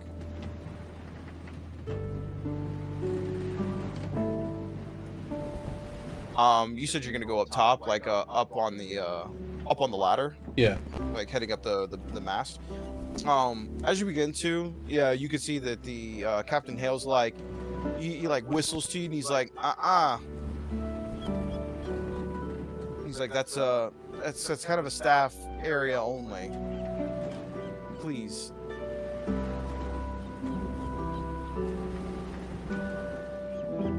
Well, you're no fun. Let me see. Hold on a second.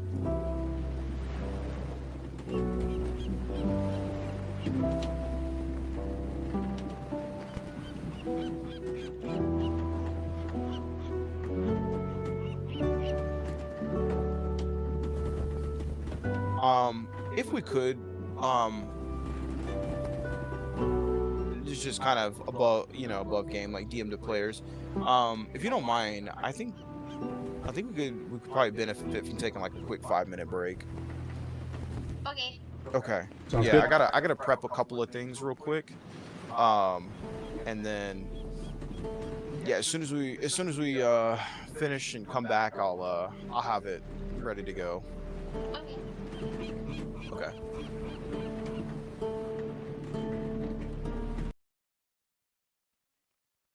I have muted our the Discord on OBS, so we can speak freely now.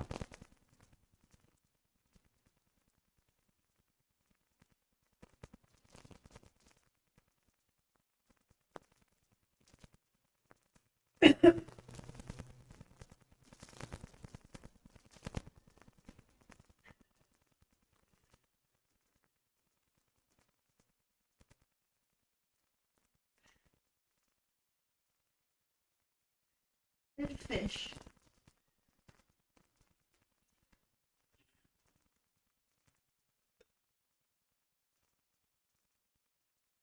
Yep.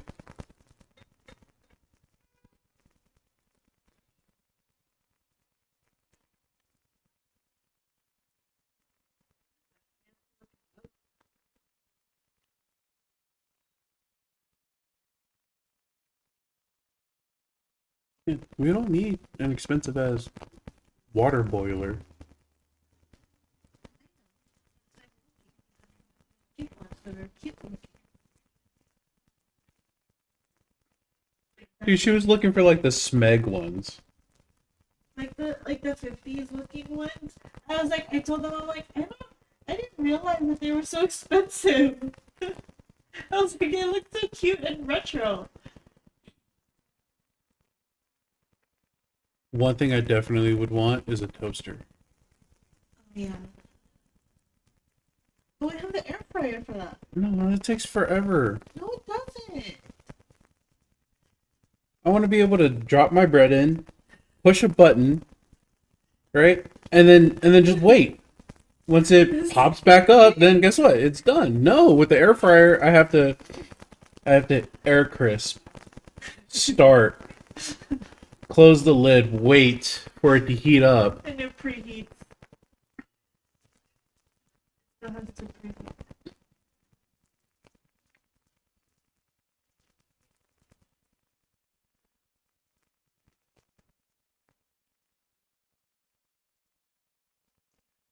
Yeah, see, that's too much work, dude. I just want to be able to like adjust the color of the bread that I want.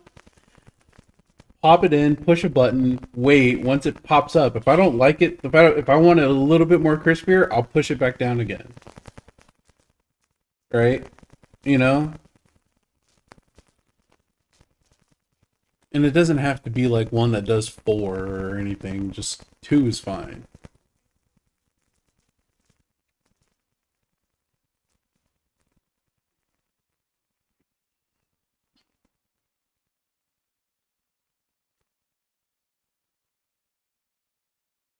You got your shoes. You know, you tried them on.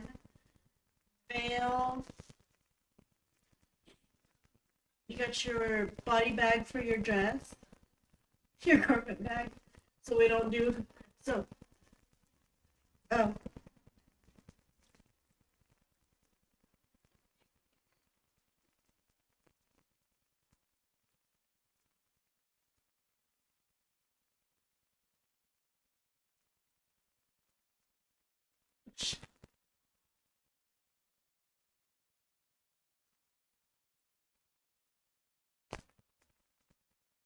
yeah,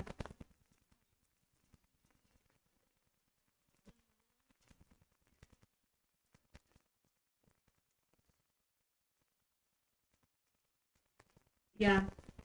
Agreed. So you need to get a bigger. So then there you go.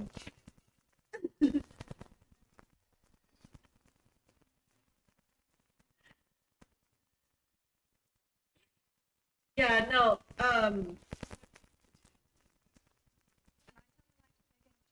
Yeah.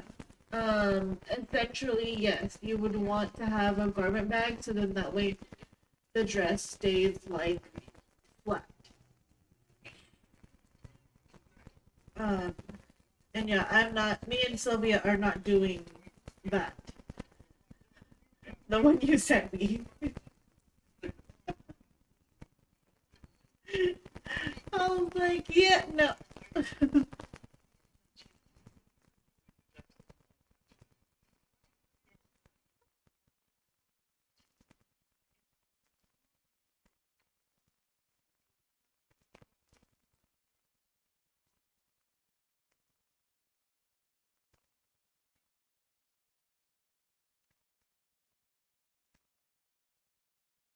Yeah. Can I get this one, Bob?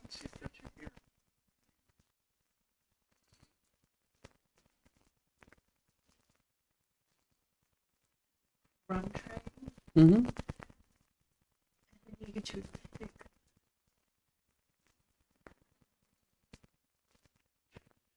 There's a crumb tray on the for like when you're like your bread or whatever, like if you're taking it out and let's say like you hit the side or whatever, and you know how like it always makes crumbs, so it just drops all the way down to the bottom, and then you can just empty out that tray.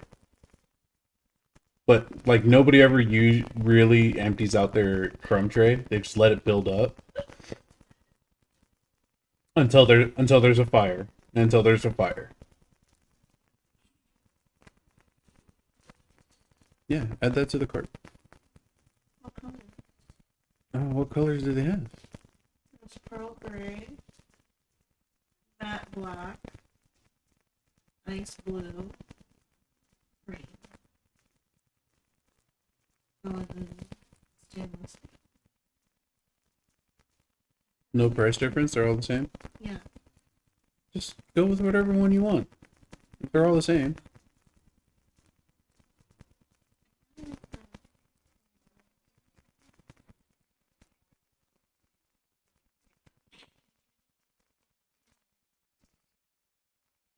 Okey-dokey.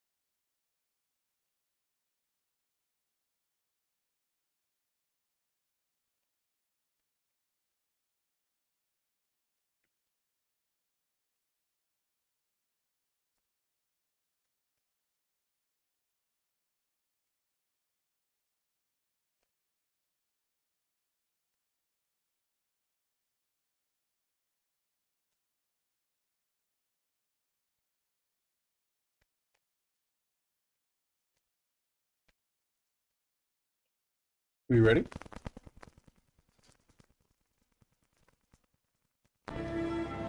While you guys are, so as soon as the Captain Hale like kind of shoots you guys down on climbing the mast, one of the guys was like, "Hey, one of you, come here." Any one of us, doesn't matter who.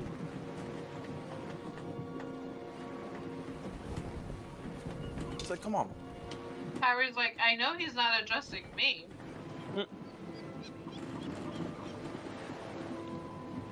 I'll walk over. Like holding on for your legs or anything. Scared. He goes, "Hey. Now, you guys kind of look like you don't really know your way around the ship too well, but I'll tell you what.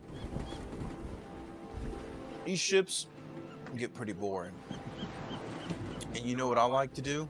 Whenever we got long travels and it's really boring?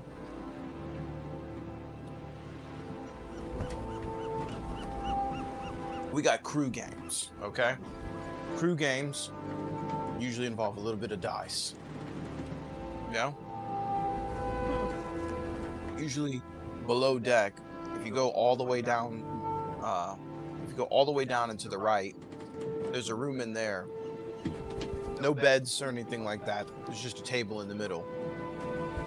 He's like, usually there's maybe about 3 or 4 if you want to, wager a little bit of coin or something like that. He's like, trust me, it's a good way to pass the time.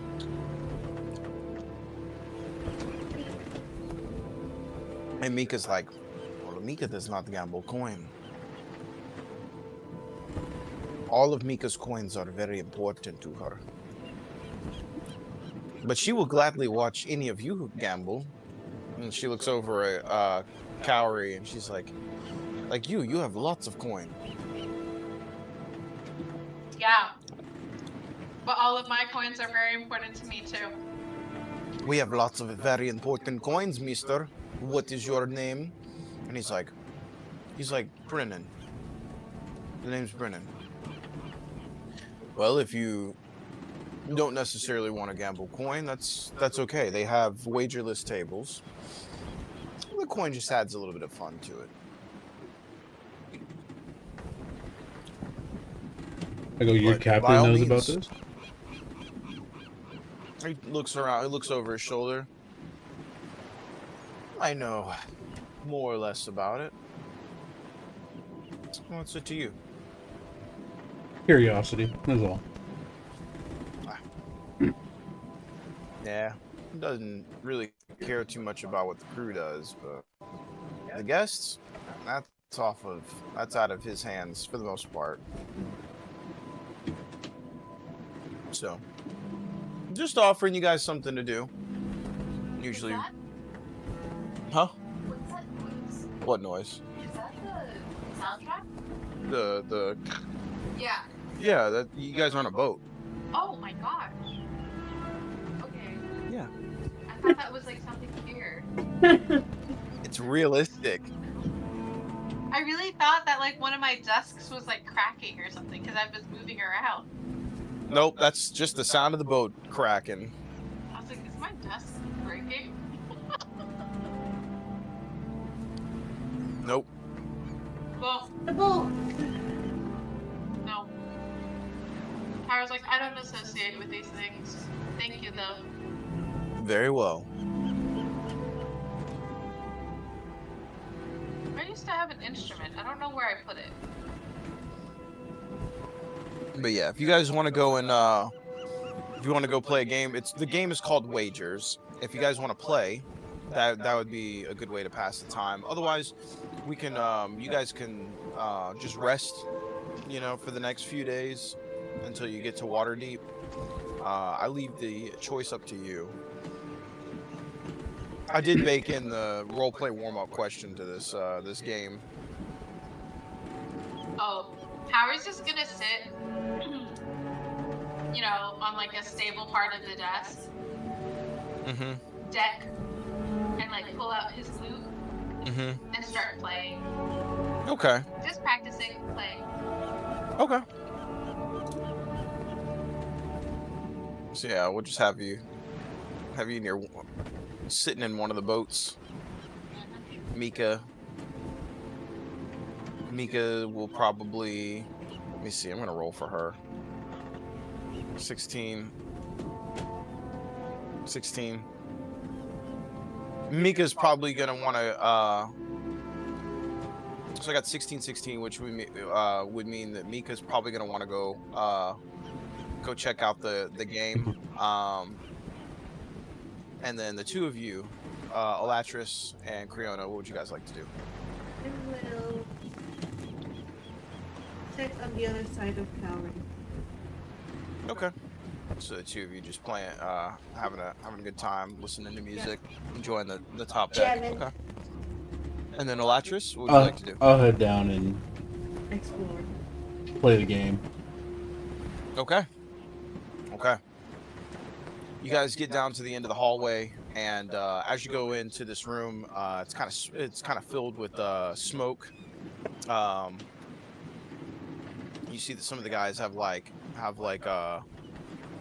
something akin to a cigar, and they're all kind of gathered around this table. And there's a lamplight there's not really a whole lot of light in this room. There's no windows, but they've got a few lamps around the room to kind of illuminate the room enough so that they can they can play in peace. And as they're one of the guys at the end of the table, he's like, well, hello. He's like, it's not normally that we get too many guests. He's like, would you guys like to play a game of wager? You don't have to wager anything. I know it's called wager, but you don't actually have to wager money.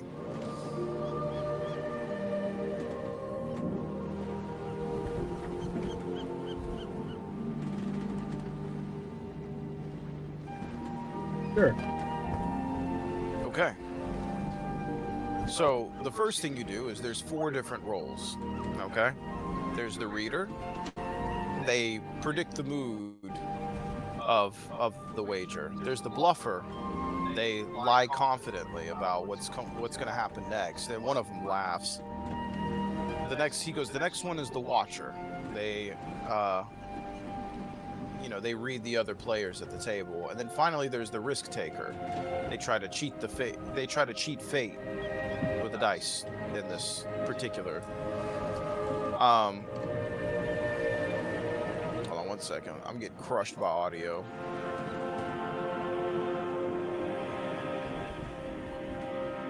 Hey, brother, I'm just trying to enjoy the ship ride. Okay. So you take one of the 4 roles.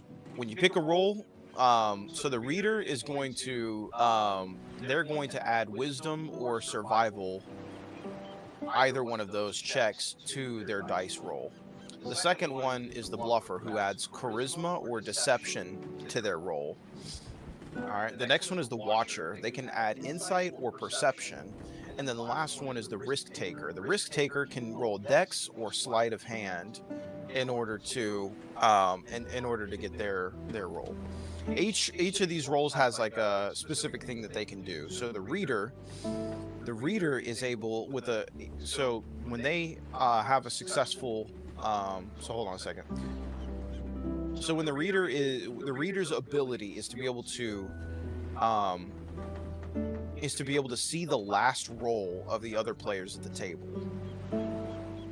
The bluffer is able to basically influence the lowest person, like the lowest roller at the table. The watcher has to force one player to reveal what their total is, and then the risk taker can replace one dice with another. Any player, they can basically just swap dice. What was the reader's job? The reader's job is to be able so the reader's job sees the last roll that each player at the table made. So every single person. Yeah, the reader can see every single person's previous roll. Okay. All right. So you have 4 different dice that you can roll. Okay. So the first one obviously is it's the D4, the D6, the D10, and the D20.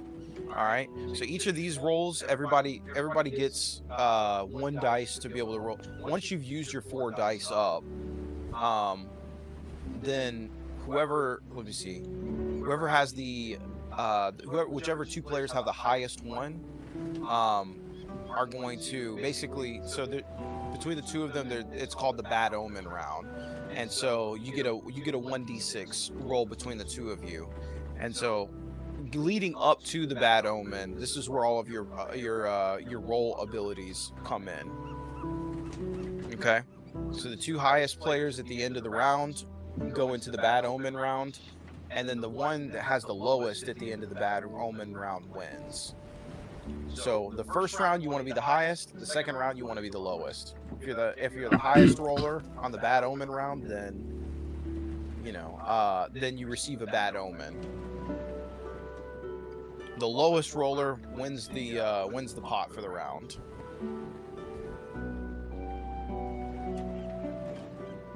I say let's do one without wager, or let's do a couple without wager. Okay. So one of them hands you like a giant dice bag. So he's like, "Here you go."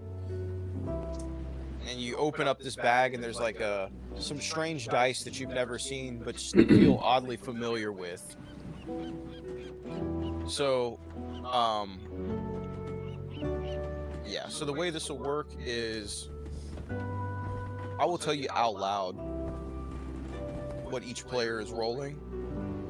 Let's see, D4, D6, D10, D20.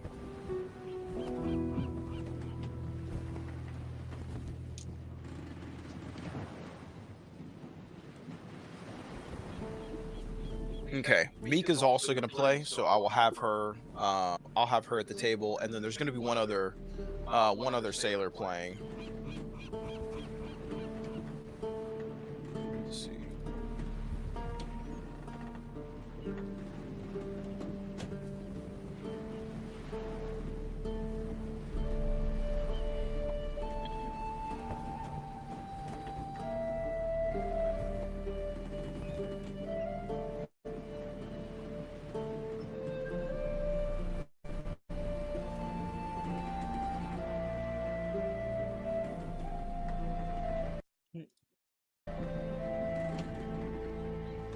Let's see.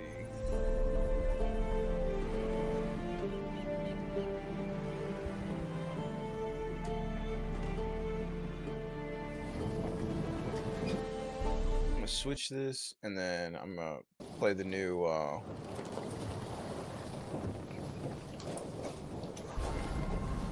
Nope, not that one.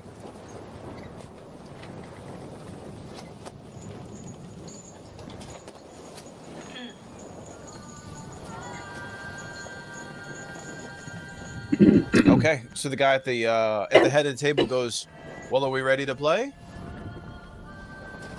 Let's do this. All right. So first, choose a role. Which one would you like? Would you like the reader, the bluffer, the watcher, or the risk taker? Do the watcher. The watcher. Okay.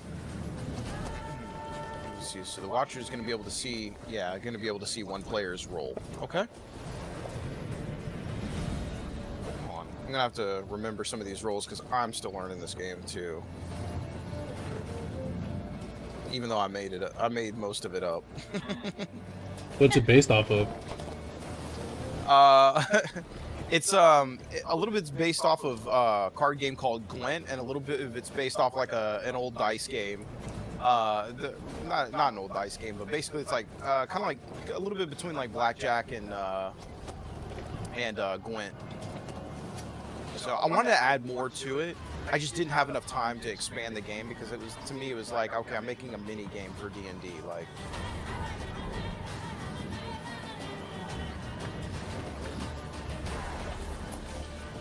issue. Sorry, loneliness. So let's see, reader.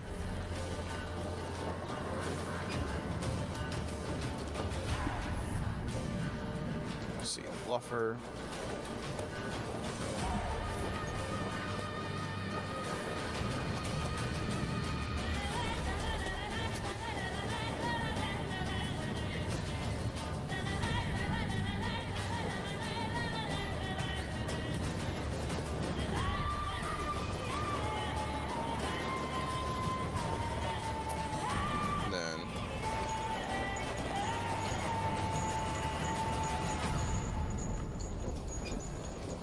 Okay. All right. Which one would you take, Olatris?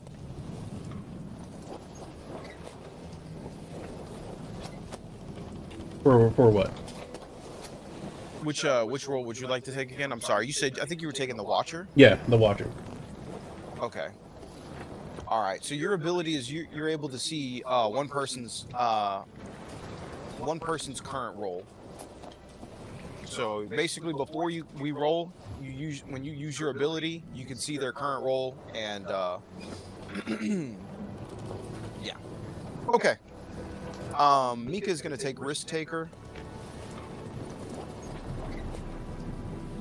and then the pirate, or not the pirate. What am I saying? The seafarer aboard is gonna take. He's going to take the Bluffer.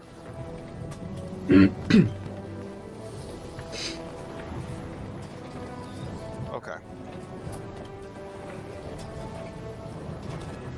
And I might expand this game later if you guys kind of enjoy it. If not, then yeah. Okay. Olatris, go ahead and choose a dice. Since you're playing against two NPCs, it doesn't really matter what you like. You don't have to keep your rolls secret. No, I was gonna say that for last. I'll do a D10.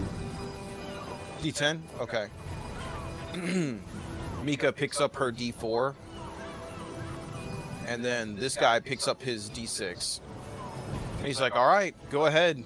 Make your rolls.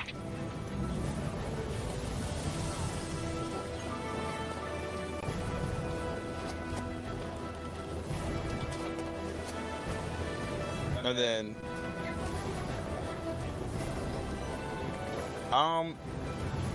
can you well, I guess since you're the only player at the table, you don't actually need to text me what you're like. You don't need to send me a thing of like what your role was.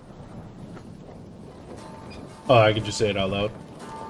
Yeah, you can just say it out loud. In fact, if you're using it, you could just use the regular dice. I did on I did that on D&D Beyond. Okay.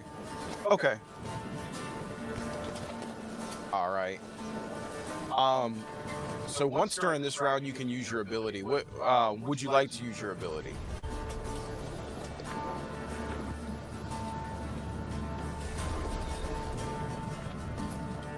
Yeah. Okay. Which person's role would you like to observe this round? The other guy, not Mika. The other guy? Okay. All right. The other guy's choosing his D20, and Mika's going to choose her D20 as well to roll.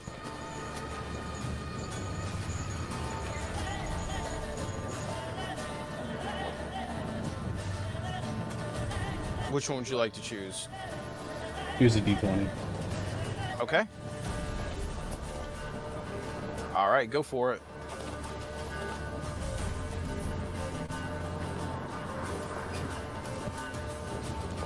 $16. 16? Okay. So that puts you at 18, and then this guy is going to... Okay. Let's see.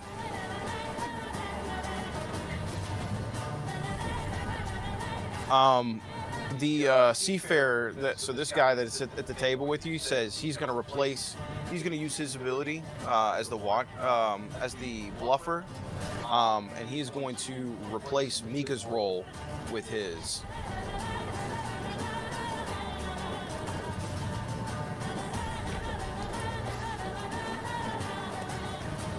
Mika's like, that is not. She's like, All right. Next one is the D10 for Mika, and then the Seafarer is going to use his D4. So what was it? It was a D4, D6, D10, and D20. Yep. And we're doing 4 rounds, or Yeah, we're going to do 4 rounds. I'll go with the D6. Okay. 1. Okay. 1. All right. Let's see. Mika's kind of crushing it, actually. And then this guy. 2. Okay. Last round. Mika's using her D6. This guy's using his D10. And we'll do the last roll. Wow. 4. You got 4? Yep. Okay. And then if you could give me your total. 23.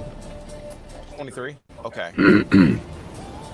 Yeah, Mika, so Mika and the Seafarer, so Mika got 31, and the other guy, the Seafarer got 27. You okay? So the two of them, yeah. So the two of them are going to go to the final round, the Omen round. And so, let's see. Mika rolled a 4. This guy rolled a 1. So let me see. I'm gonna have Mika use her. Mika's gonna use hers since she hasn't yet. The risk taker, so she's gonna swap his roll with hers, and she's gonna take the round. So the bad omen is upon the Seafarer, and the Seafarer sits back for a second. He's like, "It's not bad. It's not bad at all." And she's like, yes, now the bad omen is upon you. So what happens with the bad omen? And she's like, and so he sits and thinks for a second. He's like, well, if you don't bet gold, then you got to bet a secret. And so Mika thinks to herself, and so this is going to be the roleplay warm-up question for you, Elatris. She's like, well, I want to know from the both of you, what is something that you would never bet?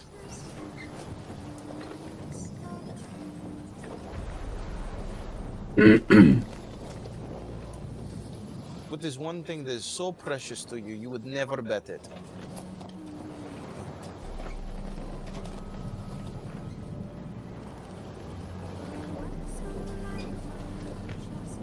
Mika sees me grip my my holy symbol, and I say that I would never bet this. But why is that? It was my mother's. I like that. And she goes, what about you, Mr.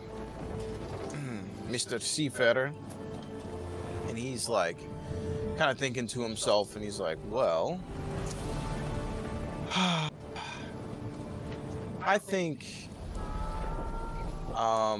he's like, he's got like a knife on his side, and as he kind of pulls the knife out, there's a string that goes through like a coin with a hollowed out center in it, and he's like, this coin's probably something that I would never give up. It was a coin that was given to me by an old friend a while back. Somebody was pretty close to me. He got lost at sea, and I told him that one day I was going to give him the coin back. So whenever I find him again, I'll make sure it gets back to him. It was an important coin to him. What was his name? What's that? I said, what was his name? Oh, the friend. Yeah. His name was Jaren. It's a friend from, you know, back in the and you see that he's kind of like something's kind of like processing, like he doesn't want to come out and say what he's been saying, like what he wants to say, and he's like, the old fishing days.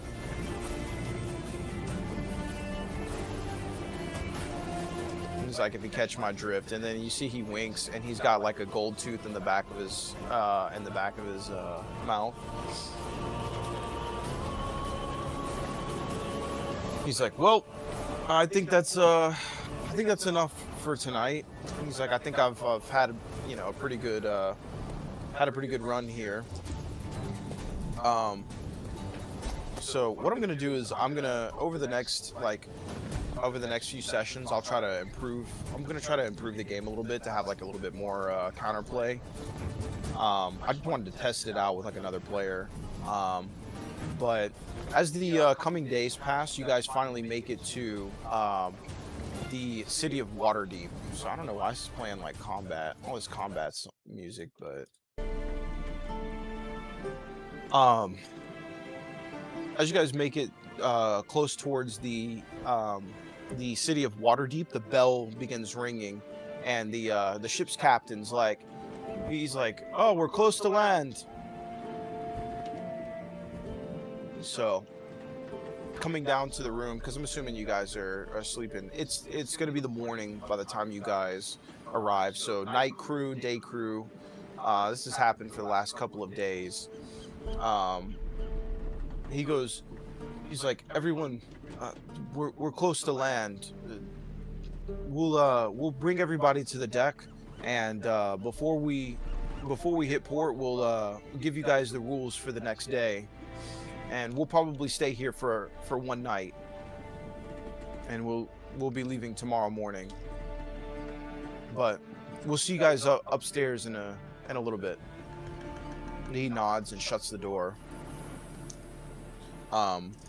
Mika kind of gets up a little bit slowly, starts putting on her boots, and gets herself ready for the day.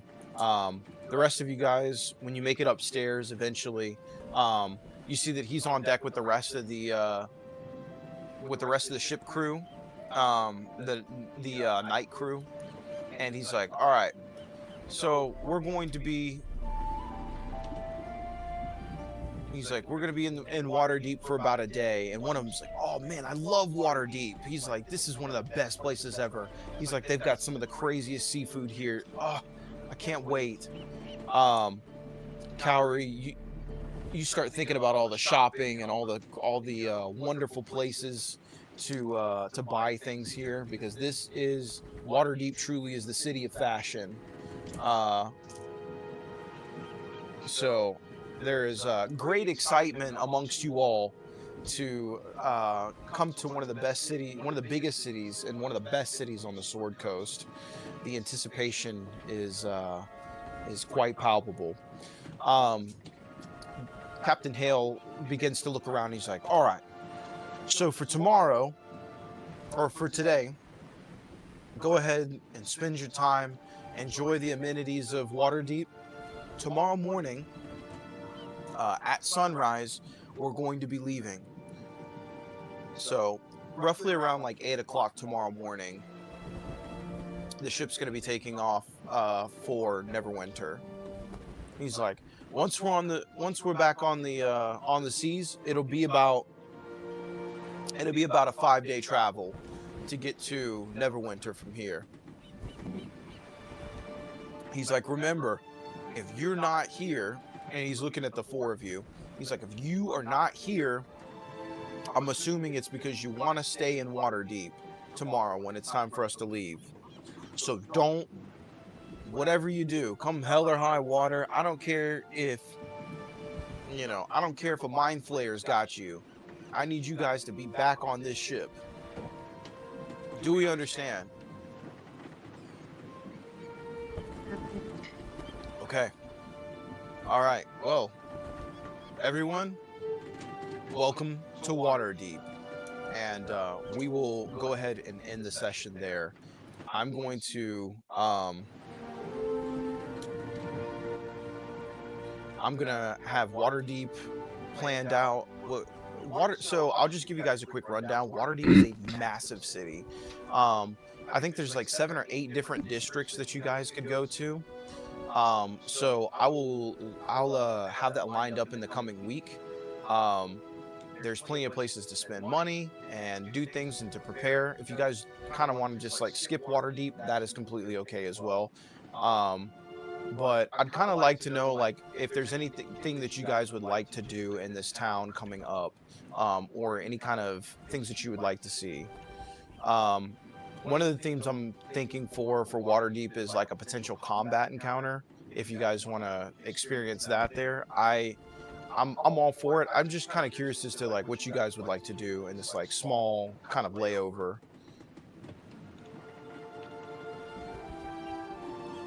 I want to get some the pendant appraised.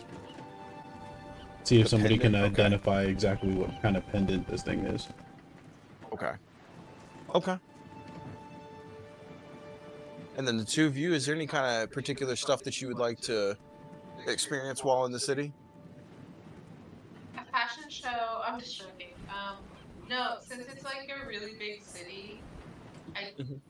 do think it'd be interesting to try to find like text on Netherese. Okay. So a library. Yeah, or Okay. like some form of like antique bookshop or something. Okay. Interesting. Yeah, yeah, yeah. Okay. Let me see. The plant shop. Okay. That'd be a little cool to like just look around and through a kind of always be careful plants have been here. Okay.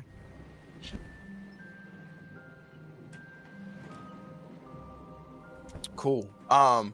While you guys are sitting there, you see like as like the group kind of breaks apart, Mika, Mika has like a tiny little book that she begins to open, and she kind of starts walking towards the boat, and you guys distinctly see that the book that she's looking into has like a little bit of Netherese script on it. Where'd you get that, Mika? She goes, "Oh, well, after I heard about what happened to Vilandra, I thought about maybe trying to learn the language myself." Ooh. Yes, Shopping yes, with me? it is quite interesting. Yes, we could definitely go. I can read some things now, but only a little bit. So don't expect me to have full translation. That's why we're going shopping, girl. We will find Kashmir. In this town, I'm sure we will. Oh, I am so excited. And we'll officially end the session there. Thank you guys very much for playing. I know this was kind of a little bit of a transitional session. I wanted to kind of start it a little bit slow before we dive right in, just to make sure that we kind of button up all the loose ends on the last campaign, or start some things I think that would be useful for this campaign. So